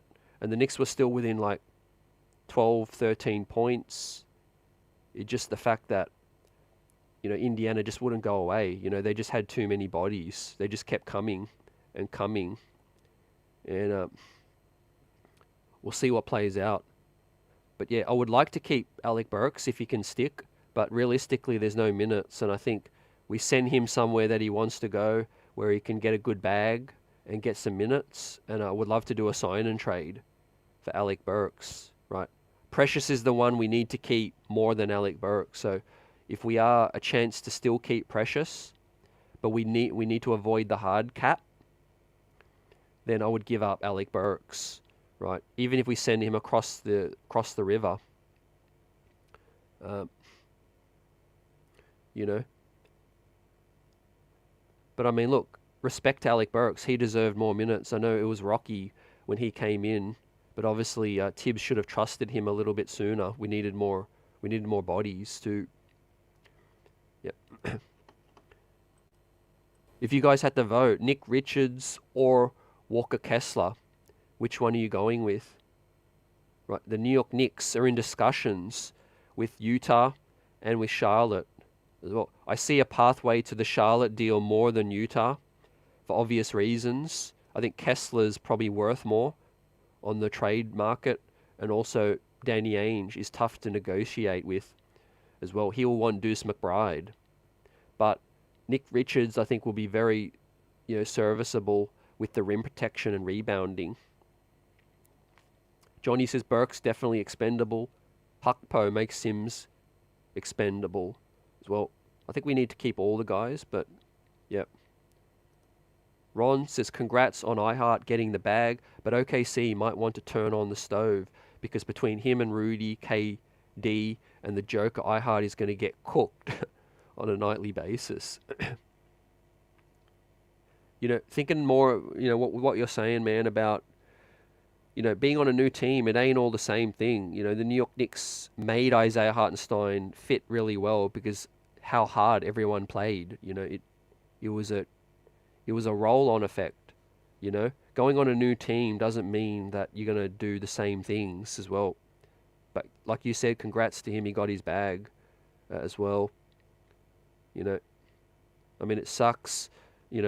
Pretty much in another year or two's time, every single team in the NBA would have lost someone due to the money situation. We were on the beneficiary end of getting Jalen Brunson. Dallas got cheap, and we were able to steal him for nothing. And now it's happened to us. So what I'm saying is, eventually it's going to happen to everyone. Like Denver, they've lost KCP, and they've lost now, they lost Bruce Brown before KCP. You know what I mean? Minnesota have lost Slow-Mo, Kyle Anderson now. Clippers have lost Paul George. Financially, it's going to come to a point where every team is going to lose someone as well. But preparation is key, and pivoting. Once you see the writing on the wall, you got to pivot. Corey, what's up? CT Tibbs values rim protection. That's why the center position will be a three-headed monster by committee. Robinson, Sims, and Precious. Yep, that's a great point about the depth, the rim protection that the Knicks prefer as well. I made a great point yesterday about Mitchell Robinson being starting caliber and being dominant, but how many minutes do you want Mitch to play realistically, right? You need to protect him realistically, right? So you said center by committee. That is 100% correct, right? He's coming off surgery, coming off multiple seasons. I think 30 minutes is the limit for me in regular season action. Playoffs, cool, leave it all out there, play him as much as possible. But for the 82 games, Mitchie, 26, 28 minutes should be ideal. Mirror his minutes with the starters. And then obviously with the bench, don't worry about rim protection as much, get up and down. Keep the scoreboard ticking up. Play fast as well. You might be able to play multiple guard lineups of Kolek, Deuce, DiVincenzo, Hart, and Precious. And just run. Kolek, Deuce, DiVincenzo, Hart, Precious, or Dario Saric, and just play 5 out, stretch them out. I know Tibbs likes 48 minutes of rim protection, but the rebounding I think is more important. And with Josh Hart off the bench, he rebounds better than most big men, right? He's going to get his 10 to 12 boards every single night. I'm Underrated part of Precious's game is he's a good rebounder as well. But as I hit up on before, and I'll bring this up again for everyone to see, anyone that's new, salute. Appreciate you. Smash that like button. The streets are buzzing. And I want to bring this up again, just to quickly go through it, is that the New York Knicks, according to analytics and draft guru Jeremy Wu from ESPN, in this article, the Knicks got the best offensive rebounder in the draft with Ariel Hukporti, right?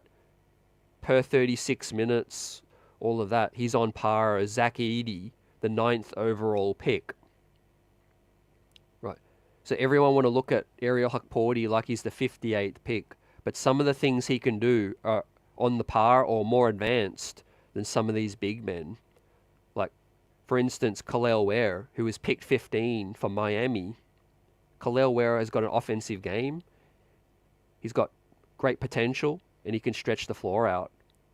But he doesn't have a higher motor than Ariel Hukporti. He's not as good of a rebounder as Ariel Hukporti. He might not even be as good of a rim protector as Ariel Hukporti as well. So after the draft is done, where you are drafted means nothing. It really means nothing. Right? If Ariel Hukporti was not injured 2 years ago, he would have been in the league already. Right? He was a class of 2022 guy, and he'd be in his sophomore season if he didn't suffer the Achilles injury as well. So it's going to be fascinating, man, to see him go up against Zach Edey, Khalil Ware in Summer League, and go up against some of these other guys. But terrific value for the New York Knicks to get one of the best rebounders at pick 58.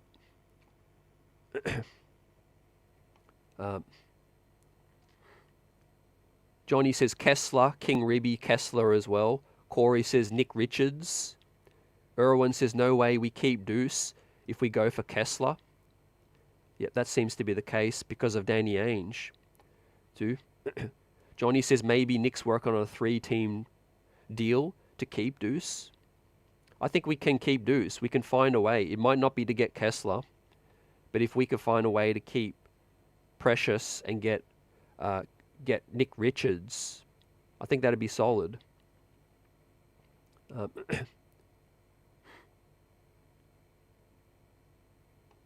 Hulk P.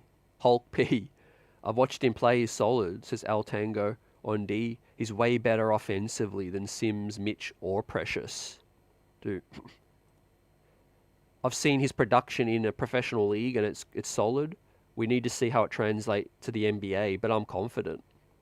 I'm confident in that. Dorkasaurus says Brunson was a 2nd-round pick, so acting like your draft number is your fate is total foolishness. Yep, definitely, man.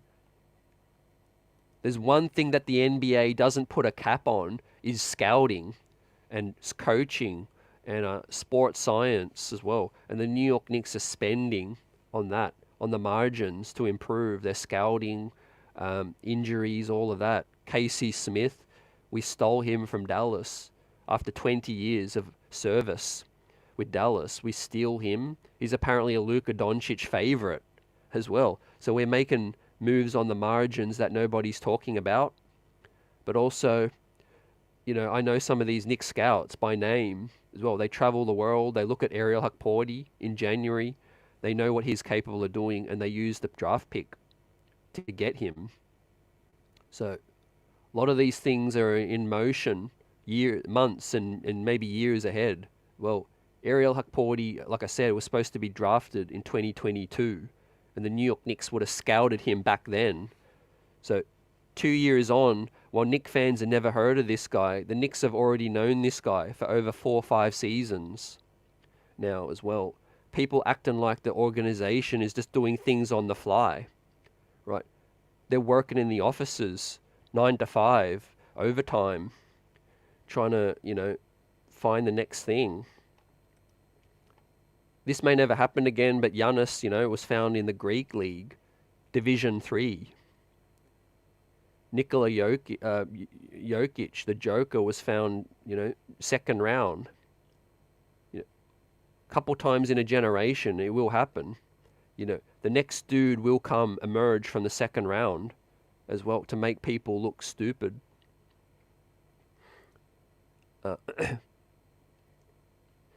Chris says Hukporti will be the Knicks' lead center by mid-season. I'm calling it. That's some high praise, man. That's some high praise. Maybe due to injury, I don't know. But if that is the case, we hit a home run. I believe his ceiling is somewhere right now. It's serviceable, you know. Could he be a solid NBA backup? I think for years to come. I think that's very possible. But I also don't want to put a ceiling on the guy because he's only 22 as well. He's younger than Jericho Sims. He's younger than Obi Toppin. He's younger than a lot of these guys as well. And I'm going to drop some more footage later.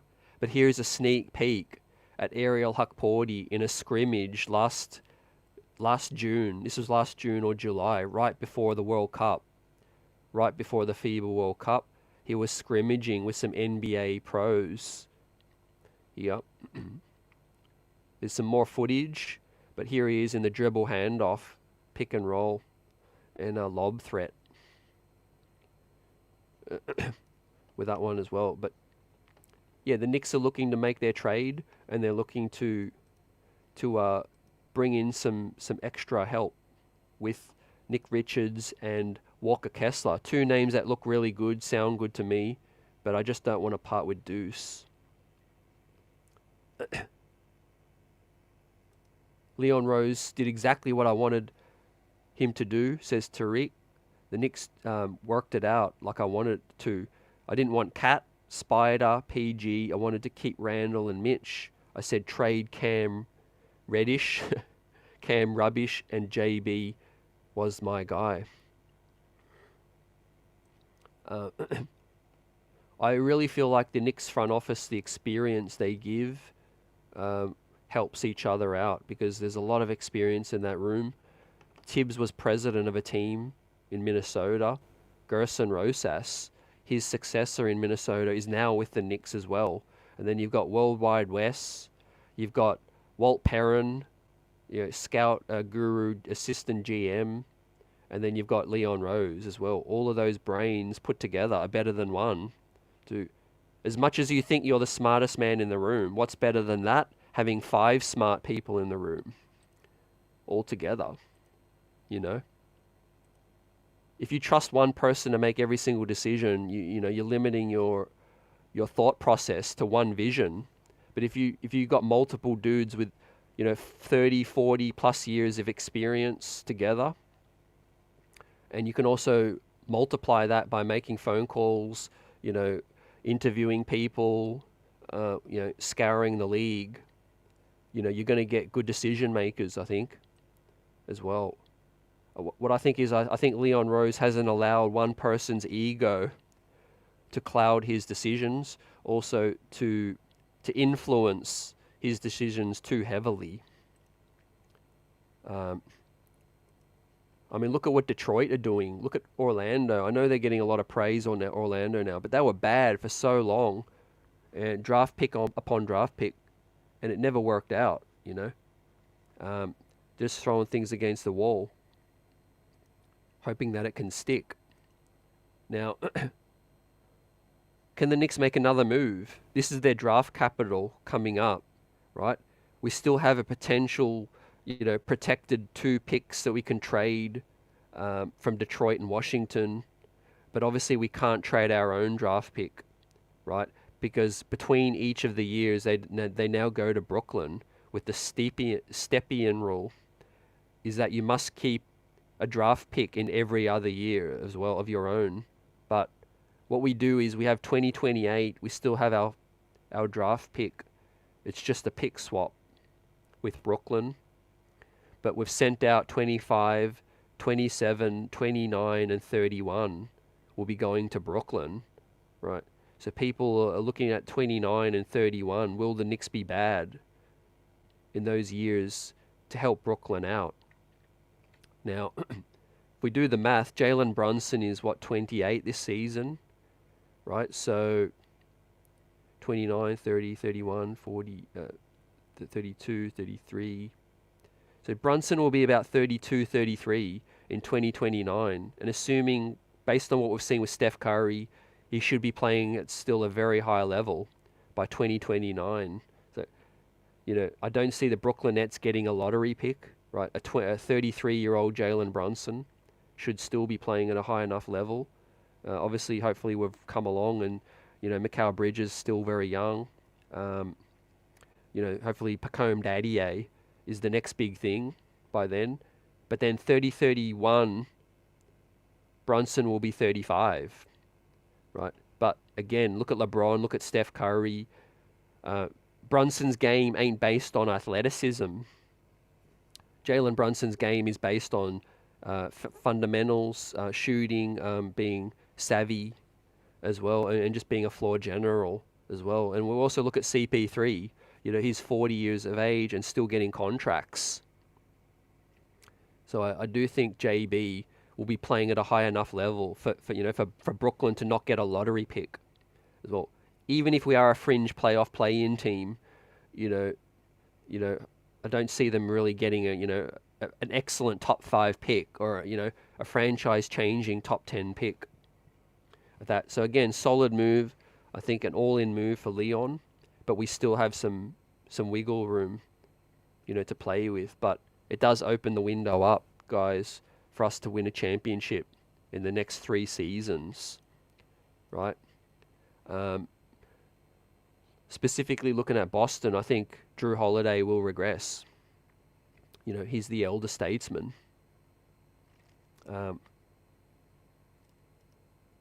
Angel B says, how much will Deuce play with Bridges, Brunson, OG, and DiVincenzo all eating up minutes? He is expendable for a good center and a vet point guard, sadly. Appreciate your comment, making the case for that. I think most people are still leaning towards, keeping Deuce. You make some valid points about the minutes, but I think our strength is the depth in the backcourt now. And obviously Brunson's getting, you want to protect him as he ages, and hopefully he can age really well, and having Deuce for 2 more years on a cheap contract is ideal, I think, because he can give you starter minutes. He can step in next to Brunson in the playoffs. Injuries can happen. But look, obviously getting Kessler would be a very solid move. I just think it'd be more sideways. I'd rather keep Deuce and try to get a serviceable center and keep going rather than give up. Give up something to get. But valid points about the minutes, Obviously, if Deuce was on Detroit, if Deuce was on Charlotte, Deuce was on Utah, it'd be ideal for his growth, his development. He'd be getting, he'd be deserving of 30 minutes, 38 minutes even, as well. And I know he's got to feel some kind of way about his current contract. Obviously it was a solid number at the time, but he's outplayed that contract now. Deuce is deserving of at least a $10 million deal. But again, you come to the Knicks and we inflate your value. Tom Thibodeau and the Knicks and the spotlight and the fan base, we extract the most possible hype out of any player. You play well in New York City. That's always been the sell. That's been the sales pitch right now. Now I'm seeing DiVincenzo get all kinds of endorsements. Fam. Let me bring this up now. DiVincenzo had an in-store appearance yesterday. As I'll bring this up now on the big screen with a familiar face. Former Knicks sideline reporter Tina Savasio also out there doing some reporting. I think she's with Fox Sports now. But Dante DiVincenzo is getting endorsement deals now. And he's working with a brand. I think it's a Shades brand. Yep. Navia. Yep, working with this brand as well. Sunglasses, doing his thing. Dante DiVincenzo, man. living his best life. Now New York City making up some of that money. Well, so we've got Jalen Brunson now on the NBA Finals. Josh Hart, NBA Finals broadcast, national media. All of that. So I think we can make a player when they come to the Mecca. Angel says, yeah, thanks for the shout out. Much love. Salute. Appreciate your thoughts as well. Free agency coverage. I mean, this is the best Knicks squad in 25 years now. The fan base is hype. But not going to lie, other teams are improving. The Knicks were never just going to be the only team to make upgrades, right? But obviously a lot will hinder on the health. Again, this season of Julius, Mitch, OG even as well. But that just makes the McCullar Bridges trade so important, man. That's why you give up an extra first-round pick or a pick swap to get it done, right? As we've talked about, if Bridges was on another team and he wasn't with a Brooklyn Nets crosstown rival, if he was on Charlotte or if McCullar Bridges was on San Antonio, probably 4 first-round picks would have got it done, 4 first round, maybe even 3 might have got it done. But we had to give up 5 and a pick swap to Brooklyn, but we got it done, right? That's the main thing. That's the lesson we learnt after Donovan Mitchell saga, is that once you go in, you have to get the deal finished. You have to get it done. No more back and forth. Make them an offer they can't refuse. So the league Iron Man, McCullar Bridges, comes in. He offers positional size. He can guard 1s, 2s, 3s, 4s. Has never missed a game. I mean, it's unprecedented. We talked to Mark Berman. He's big on durability, man. He loves the move because he's so big on durability. Your best ability is your availability, right? And when it's nut cracking time, we know McCullar Bridges is going to be there ready to play. Same with Jalen Brunson. Those guys don't miss time. What's going to happen in Philly with Joel Embiid and Paul George? What are they good at? Missing time.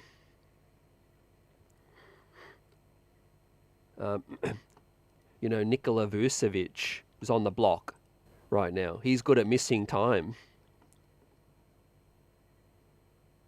Giannis Antetokounmpo ain't getting any younger as well. Damian Lillard.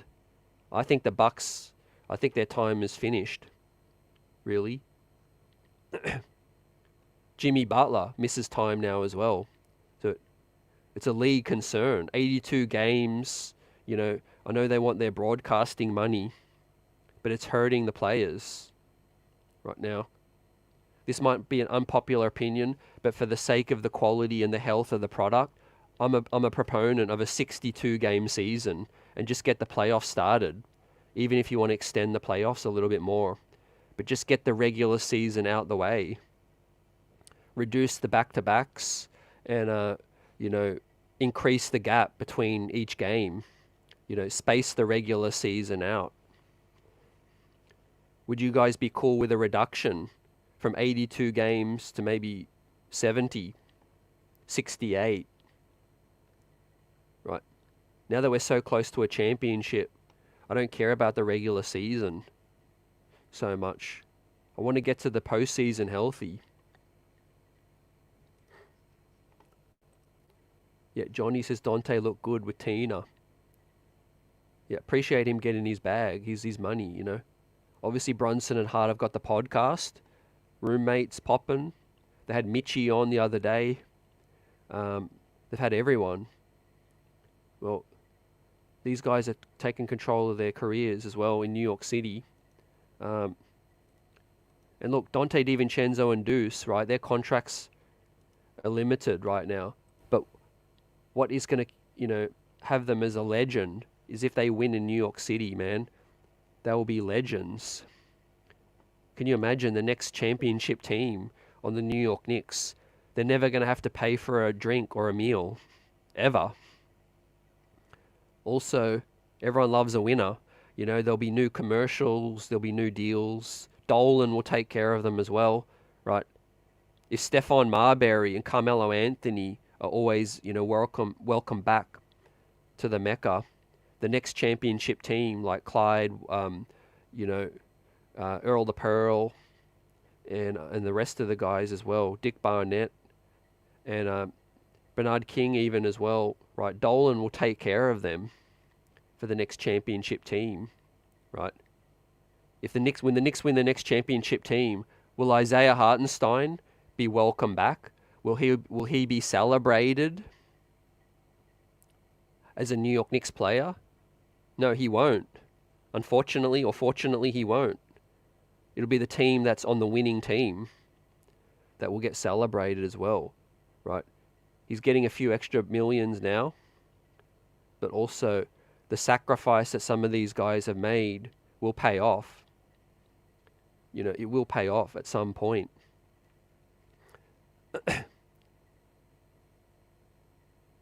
Johnny says picks are asset fodder to get who you want. You can always get picks back.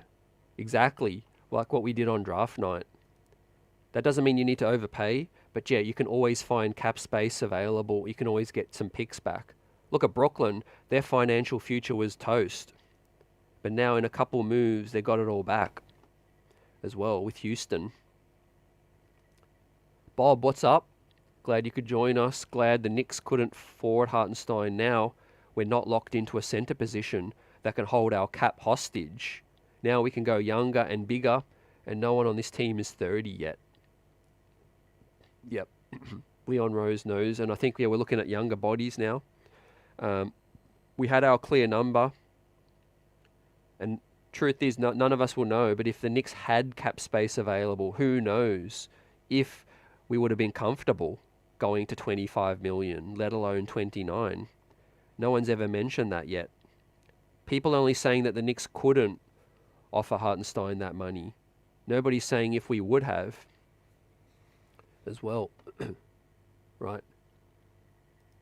Mel Bester says Knicks trying to get Kessler and Richards. There's reports already. Yeah, I think that's to add to our depth as well. Chase says Dante's a beast. Kind of looks like Chet Hanks. These guys are living their best life too. Andrew says plus 16 mil. We gotta love it. Depth wise, we just got to top up the center position a little bit too. On the regular season, Chase says 82 is too long. You're right. Chase says 66 would be nice. Vaughn's in the building. Salute. We're on our grind, fam. We're buzzing this off season.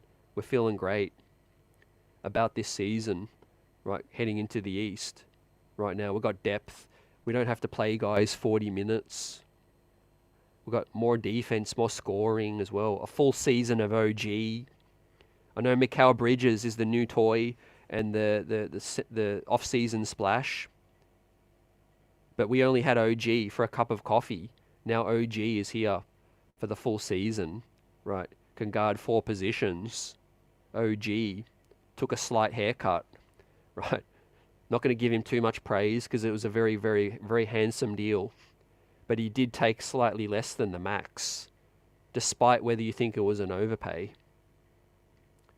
But OG for the full season now, together with Randall, the New York Knicks were a menace back in January, winning, you know, something like 16-2 when those two were together.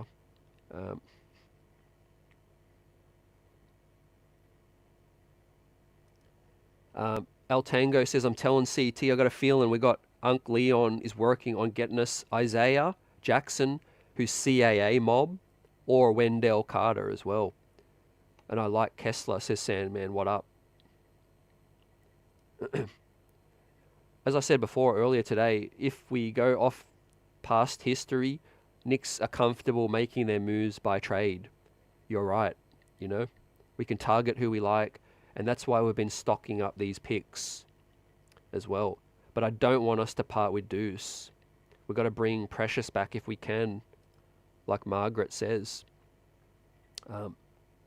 Don't forget, Precious was kind of come up in here on the fly as well. Imagine getting Precious in for a full training camp, you know, familiarity back with the squad, chemistry as well. I think Precious will look better, you know. For stretches of the season, Precious has played his best basketball of his career as well. So that's another feather in the coaching cap of these guys as well. Right. Leave no doubt, if the Knicks get Precious Achua paid, then you know there's some magic happening in the building, right? Precious Achua been bounced around the league. People, you know, up and down on his, you know, his potential. If he comes back to the New York Knicks and he gets paid next, then you know, everyone's going to want to come to the Knicks right now, and there is an opportunity. If you are a big man, now that the Knicks have lost Isaiah, you have to be looking at the Knicks and saying, you know, there's a real spot. I can help them win, you know. If you're talking about big splash, some people feel like Anthony Davis is the missing piece for this squad. Now, if Anthony Davis was 5 years younger and more durable, I would say sign me up, because I think he would be a great fit. But you know, he can play 4 and he can play 5 as well. But I think that boat sailed with Anthony Davis, man. Looks like he'll stay. Lakers are, you know, trying to be relevant still, like they always will be. But I think Anthony Davis in his prime could have been a nice piece. It's all about positional versatility, in my opinion. The more players you have that can play different positions gives you lineup flexibility, and it gives you flexibility to lose a free agent, and it's not going to hurt you. You know what I mean? Look at Boston. Most of those guys can play every single position, man. Drew Holiday been guarding 4s, you know. Al Horford switching out onto smalls. All of them can shoot. All of them can pass.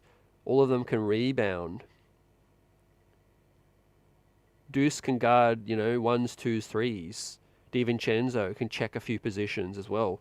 It's really just Brunson in the whole lineup that can't guard more than one position.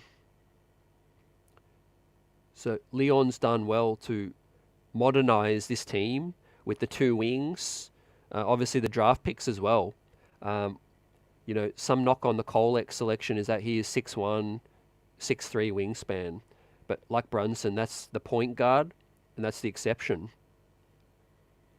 But when you look at Kevin McCullar and Pacome Dadier and that you know, those guys look like they can check, you know, 2s, 3s, 4s. I think for Dadier in a few, you know, maybe in a few seasons.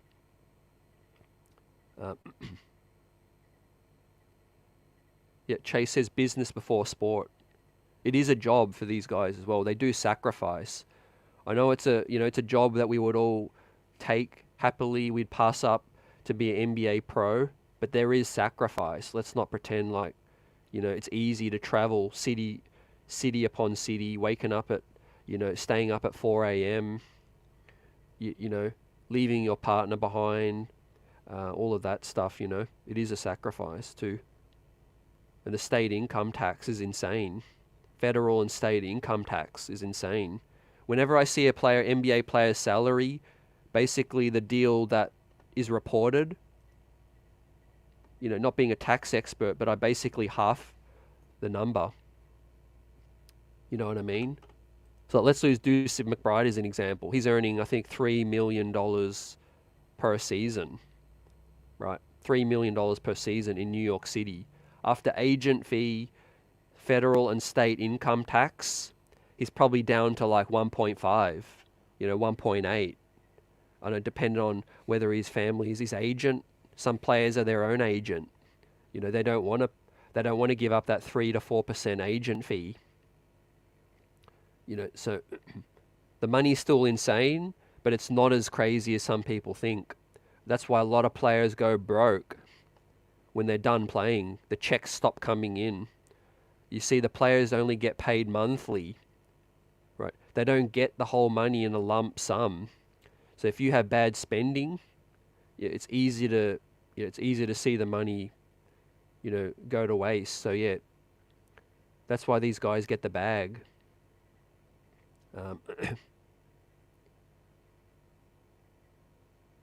Johnny says a highlight reel of Precious last year will make you thirst for his return. I was a little underwhelmed, man, in game 6 and 7, but I do know Precious Achiuwa was great, in the regular season. He was pretty big for the New York Knicks, depth-wise too.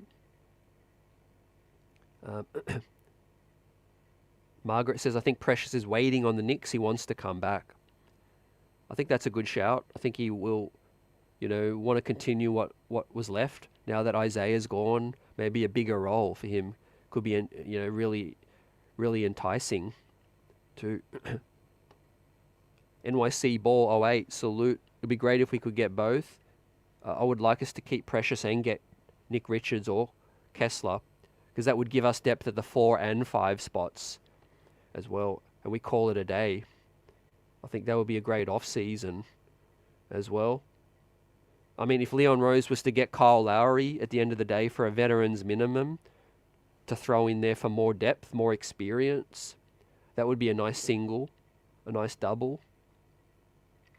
I think this front office will know they learnt a lot from the off-season, from the post-season, about, depth, how important that is, Indiana got bodies to throw, but not that I think they're going to be in the way of the Knicks. I think if we're fully healthy, we're coming into the Eastern Conference Finals and facing Boston.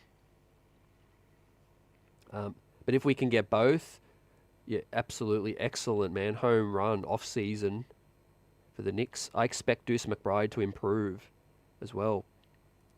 Yeah, To Die For says in real time, McBride is only making 1.6.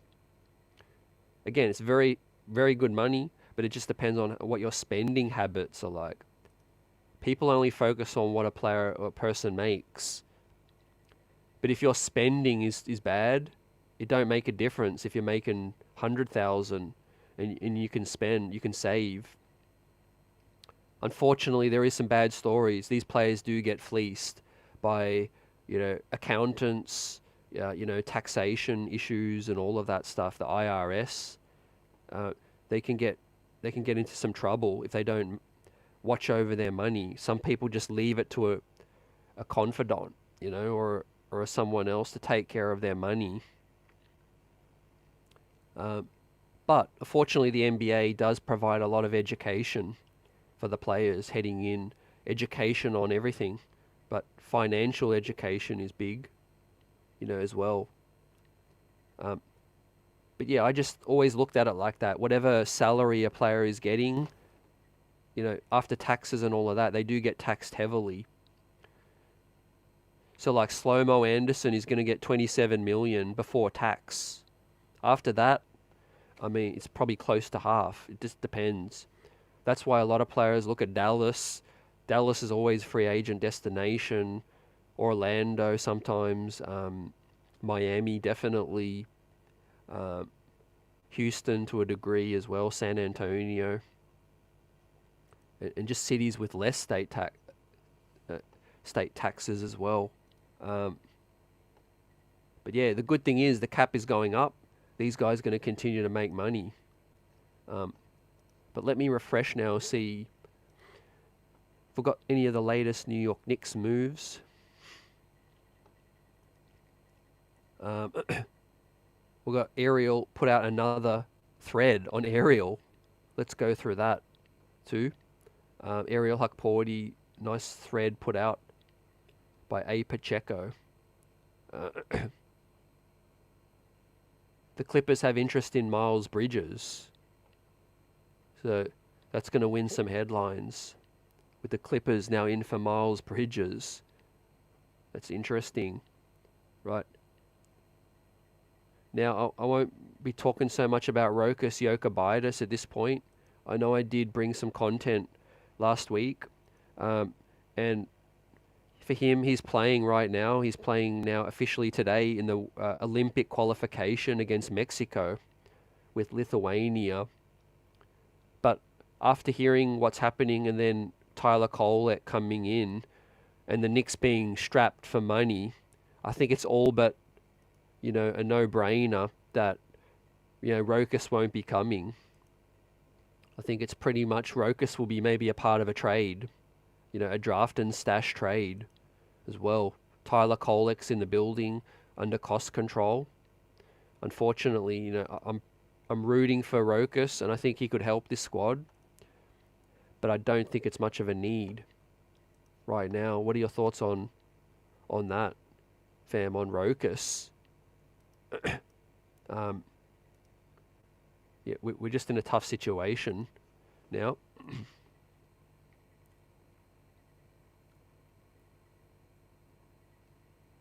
Bob says, me too, can't wait. Wes Kessler and wait for Summer League. Nick P, salute. I like Kessler and Precious.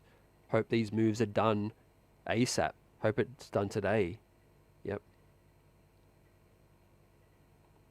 Yeah, definitely. One thing about these players too, unfortunately, they're in the public eye. So you're wealthy. You're in the public eye. People know that you're wealthy. So all of your ex-boyfriends and girlfriends and your ex, friends and family members and all of that, they want a handout, or some of them, and then it becomes difficult for these players too. They got to make decisions. They got to learn to say no. To Florida, definitely. So Ariel Hukporti, right? Ariel A Pacheco MBA. Early in this stream, if you missed it, go back and check it out. We did the stream with a breakdown of Kevin McCullar and his ability to guard multiple positions. He can guard up from the 3 to the 4. He can guard post ups with bigger guys as well, because he's long and he's 6'7". Now we're talking all about centers today. Let's dive into Ariel Hukporti thread. Now he says Ariel is a monster rebounder whose physicality can often overwhelm opponents on the glass. He's a quick leaper and always active on both ends of the floor, and does a lot of things Knicks look for out of their centers there, fam. There you have it. He does a lot of things that the Knicks like out of their centers. You see? Look at his physicality, his body. Look at him shove the opponent away, despite the opponent getting, the box position. Ariel Hukporti boxes out there and grabs the rebounder. Grabs the rebound. Like we said before, he's the best offensive rebounder in the class. On par with Zach Edey per 36. Next up, he says guards have no shot at boxing out Hukporti on the glass. He clears out the guard out the way and finishes with the and one. He has solid touch that is often shown in floaters or baby hooks. So there you have it with the and one. Soft touch, coming off the pin down, the screen, gets box position, just shoves the guard out the way. Finishes strong. So he's a man among boys, I think, in Summer League, in my opinion. Obviously I haven't explored all the bigs in the class in depth. I know Khalil Ware needs to put on more weight. Zach Edey will be a mountain in the paint. But Ariel Hukporti is going to be fun to see going up against these guys too. And look, this is why the Knicks use the pick. Tibbs is a rebound first guy. It's a non-negotiable. You have to be a strong rebounder to play for the New York Knicks. And it goes back to our philosophy that it don't matter if you shoot 33%, 36% so much. If you miss, we got a X% chance of winning the rebound and getting a second chance. So rebounders are imperative for the New York Knicks. Tibbs in his playing days was a rebounder, and that's why he's sort of stuck with that. Joakim Noah was a pit bull on the rebound on the glass as well. Remember Joakim Noah with those days, Taj Gibson, one of the best. And hell, Ariel Hukporti might resemble Taj Gibson with Tibbs. J Dragon says, I watched his highlights, it looked good. Then I saw whole games and I saw a whole lot to be worked on. That is an NBA defense he's playing against. You take the good and the bad. Definitely, man. He's not a finished product.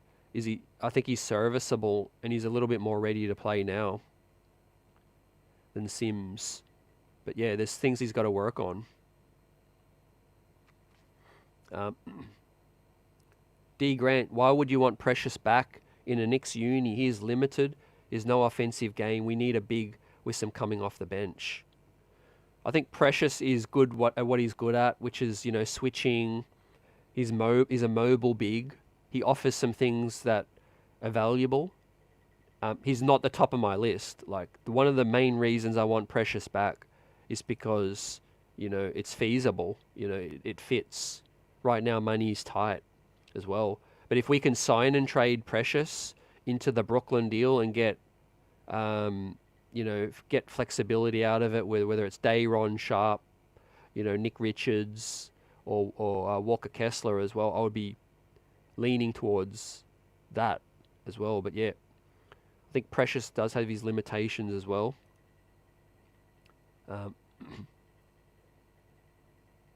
Here's a good example next up of Ariel's activity on D.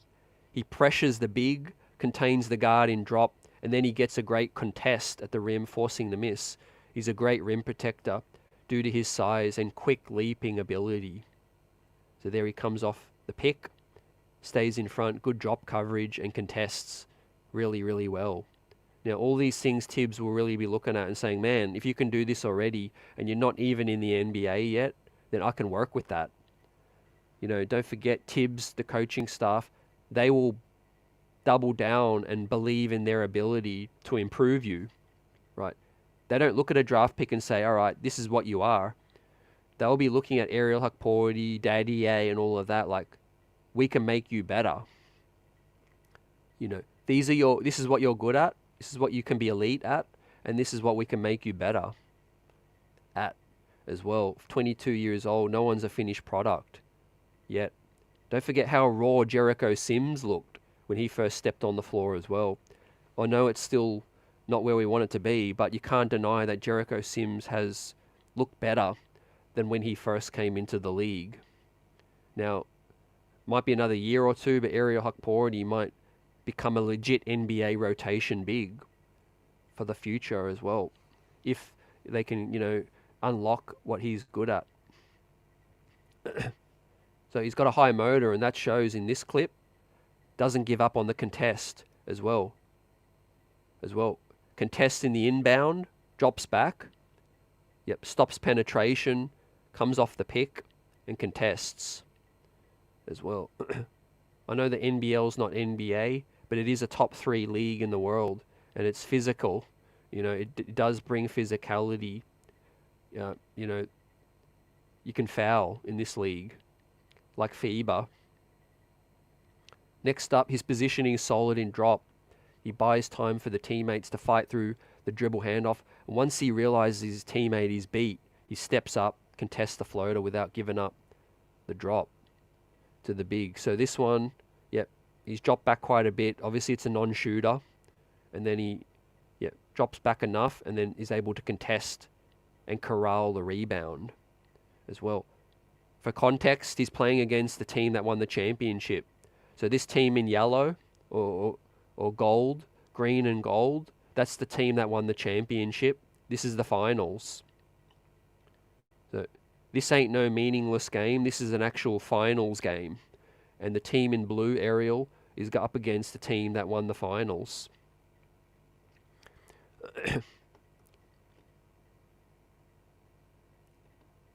Michael says Kessler can be starting center. Yep, I think he can, you know, compete, but I think we'll do by committee.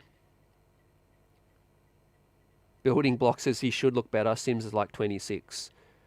Yeah, some players go backwards, believe it or not. Look at James Wiseman. Some players actually can go backwards, as crazy as it sounds. Once they're confident and is shook. You know, we've talked about Kevin Knox before. How good did Kevin Knox look in his rookie season when he's 18? But for some reason, it just went downhill. It's not common, but yeah, some players can just regress, and fall out of the league. Killian Hayes, another one. Frank Ntilikina, another one. I remember Frank's first game was something like 11 points, 6 assists, 2 steals in like 13 minutes or something. People were going crazy over Frank Ntilikina when he debuted against Brooklyn. After that, it was all downhill. I think confidence is big. Look at Ben Simmons. He's gone backwards as well. Confidence is big for players as well. Ability is there, but once your confidence is shot and you doubt yourself that you can hang with these big boys, it's lights out. You need to go to Australia or China or Manila. Because literally there's young sharks and lions coming up every season. There's only so many NBA spots available, right? You can lose your spot instantly. Next up, Ariel can contain the guard on the first drive, helps on the second, contests on the big in the paint. In this one, his willingness to constantly help shows his motor and the fear opponents have when driving at the rim. Yep, they know he's there. He's a real 7 feet. So that's what he provides over Precious or Jericho, right? Just putting experience and abilities aside, Jericho Sims is an undersized center. We already know that. Precious Achiuwa is a very undersized center. What Ariel Hukporti provides immediately is real center size at 7 feet. And I'm not sure how many pounds he is, but he's definitely an NBA body at the 5, right? Proper size, right? I'd love to see it right now, but if Joel Embiid is trying to post up Ariel Hukporti, I wouldn't be sweating. I wouldn't be sweating that he's going to bully Hukporti, right? Like he did with Isaiah. Isaiah was undersized for a center really as well, but Mitchie was the one to get real success against Joel Embiid because of the size. I think the Knicks like a true 5. I mean, Tibbs is old school. As you guys say, there's no wonder we're looking at Nick Richards and Walker Kessler. They are the big man in the room when it comes to centers. Tibbs likes that. Fam. See, I mean, we're not going to go through all of it. You guys can check it out. I don't want to just focus on Hukporti so much as well. I want to keep shouting you guys out. And we're at 2.5 hours now. What time is it on the East Coast? What, 7:30? 8 p.m. 8 p.m. on the East Coast. And there's been some splashes today from other teams. The New York Knicks, at least we know, are now in discussions. I think that movement is going to continue. And we'll probably hear more in the coming day about the Knicks getting close to pulling off the move with Brooklyn. I mean, surely some of the details of the Brooklyn move are going to leak as the trade gets closer to being finalized. I would rather us to keep Deuce McBride, just like some of the Knicks fans have been talking about. I don't want to rob Peter to pay Paul. And that's the way I look at it. That's a metaphor in terms of saying, we're going to strip our backcourt depth just to add some pieces to the front court. I would rather stay elite in the backcourt and find a way to, improve the front court. You know what I mean? But of course, when you pick up the phone and you talk to Danny Ainge and you want Kessler, it's going to be all about Deuce McBride. I don't think he's going to be enticed by Jericho and some picks. But we'll see. We'll see with that one. But I'm excited. If we do add Kessler or Nick Richards, we could get them without giving up Deuce. That's going to be big time. for our depth as well. Now, obviously, the trade with Brooklyn could include Precious Achua or Alec Burks in a sign-in trade as well, and then maybe we get Day'Ron Sharpe. He sounds intriguing to me, but I'm not going to say that I know much about Day'Ron Sharpe. Well, have you guys watched a little bit more of him? Let us know. Buzzer Beater with the super chat. Salute, Buzzer. Appreciate the contribution. CT, do a video showing all of your Knicks gear. So I've worn most of my Knicks gear over the episodes, but I'll happily do a video and an upload, do a pre-record on it, definitely. As I said, we'll continue streaming same time every day this week in free agency. On the weekend, Bill Daughtry, New York City radio broadcast legend, you know who he is, will come and let us know on the weekend his thoughts Friday or Saturday night. We'll talk about his thoughts on the Knicks moves, and hopefully we have a center added to the squad. JC, when does Summer League start and all the rookies coming? Great question. Summer League kicks off for us on July 13, and then we play on 16 and 17 back to back, and then I think we play again on 19. So that's the first 4 games, and then we play more. I think we play an extra game if we advance. So there we have it, at least 4 guaranteed games starting on the 13th of July.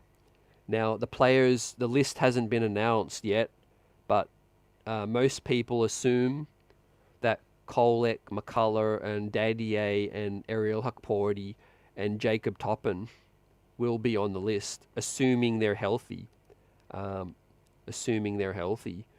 be on the squad too.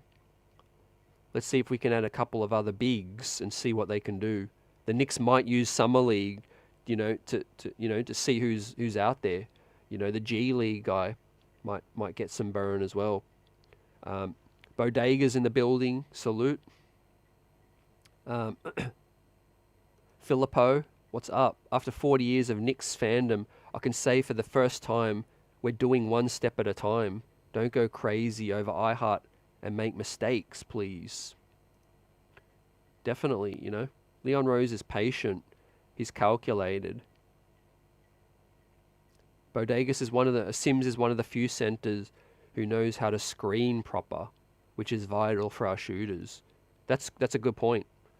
Got to appreciate something he can do well. Unfortunately, he needs to improve the drop coverage too, because he can drop back too far, or he could get blown by. Well, so that's significant too. KC says, yeah, backup center is more important. Unfortunately, the problem is JB is more durable in terms of looking at Deuce. I want Deuce to stay. I won't be the maddest that, if he is part of the deal, I'll understand the vision at least. I just won't agree with it. Because I think giving up Deuce, a player who had his best season, it just doesn't make sense to me. Moving on from a player that had their best season, maybe he grows into be a starter one day and he can fetch you, 3 or 4, 5 first-round picks. His ceiling is untapped. And I think it'll be tricky.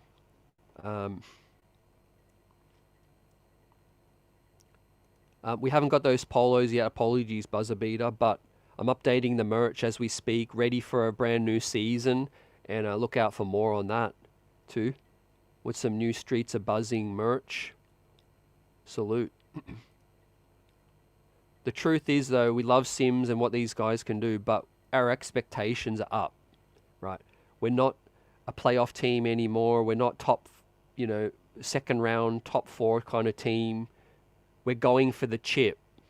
You know what I mean? And ask yourself this: is Jericho Sims a rotation player on a team that's trying to win a chip? Is Precious Achua a rotation center on a team that's trying to win a chip? right? So far, he's been a journeyman. Ariel Hukporti is a rookie. So expectations are going up. It doesn't mean that, I'm throwing shade on these players. We're trying to win a chip now as well. And to be the best, you got to beat the best. You got to match up. You got to beat Porzingis and Al Horford, right? Or out west, you got to beat, the Joker and whoever else, or Lively in Dallas, Rudy Gobert and Cat, right? Is Precious or Hukporti or Sims good enough to beat out Rudy Gobert and Cat, or Horford and Porzingis? That's the standard. Unfortunately, we need to look at it like that, because that's how the coaching is looking at it. That's why I'm not worried. The Knicks will, why they're looking at Kessler and looking at Nick Richards. That's telling us that they feel like it's not where it needs to be. If the Knicks' current center rotation was where it needs to be, I don't think we would be hearing about the noise about the trades with for Utah, with Kessler and Nick Richards. So the Knicks know that we need to strengthen. We know we need to strengthen it, and that might be why they're willing to give up Deuce. But it's tough. I mean, if we could look into the crystal ball, look into the future, and know that Mitch is going to stay healthy for the full season, then I don't think we make the move. So yeah, we kind of got to wait and see on that.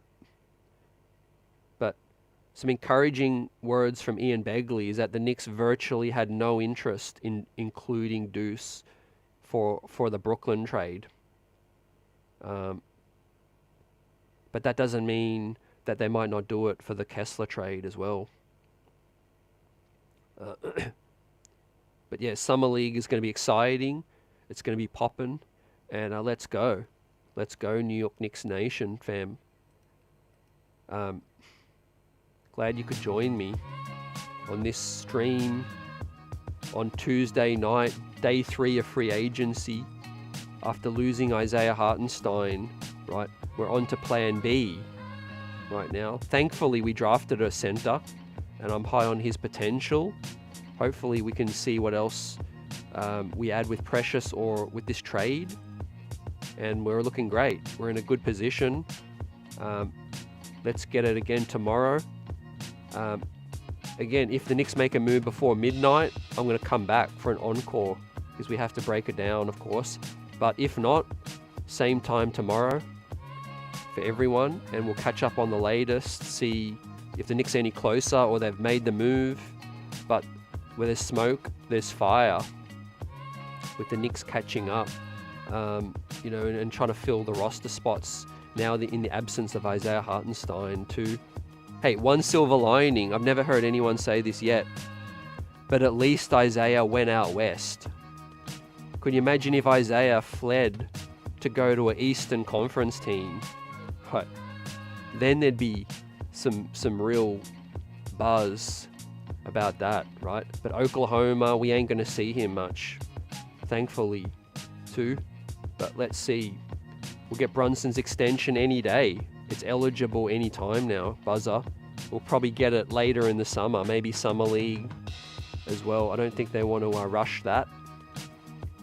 But to die for, salute Chef, Knicks Streets, everyone in the chat, replay squad. Guys, salute. Knicks in a great position. We talked about the draft capital available for us right now, but we're close to contention. And we're going head-to-head with Boston. And peace, everyone. See you again tomorrow or later tonight if something was to break. But have some rest, get something to eat, and I will see you again soon. Peace.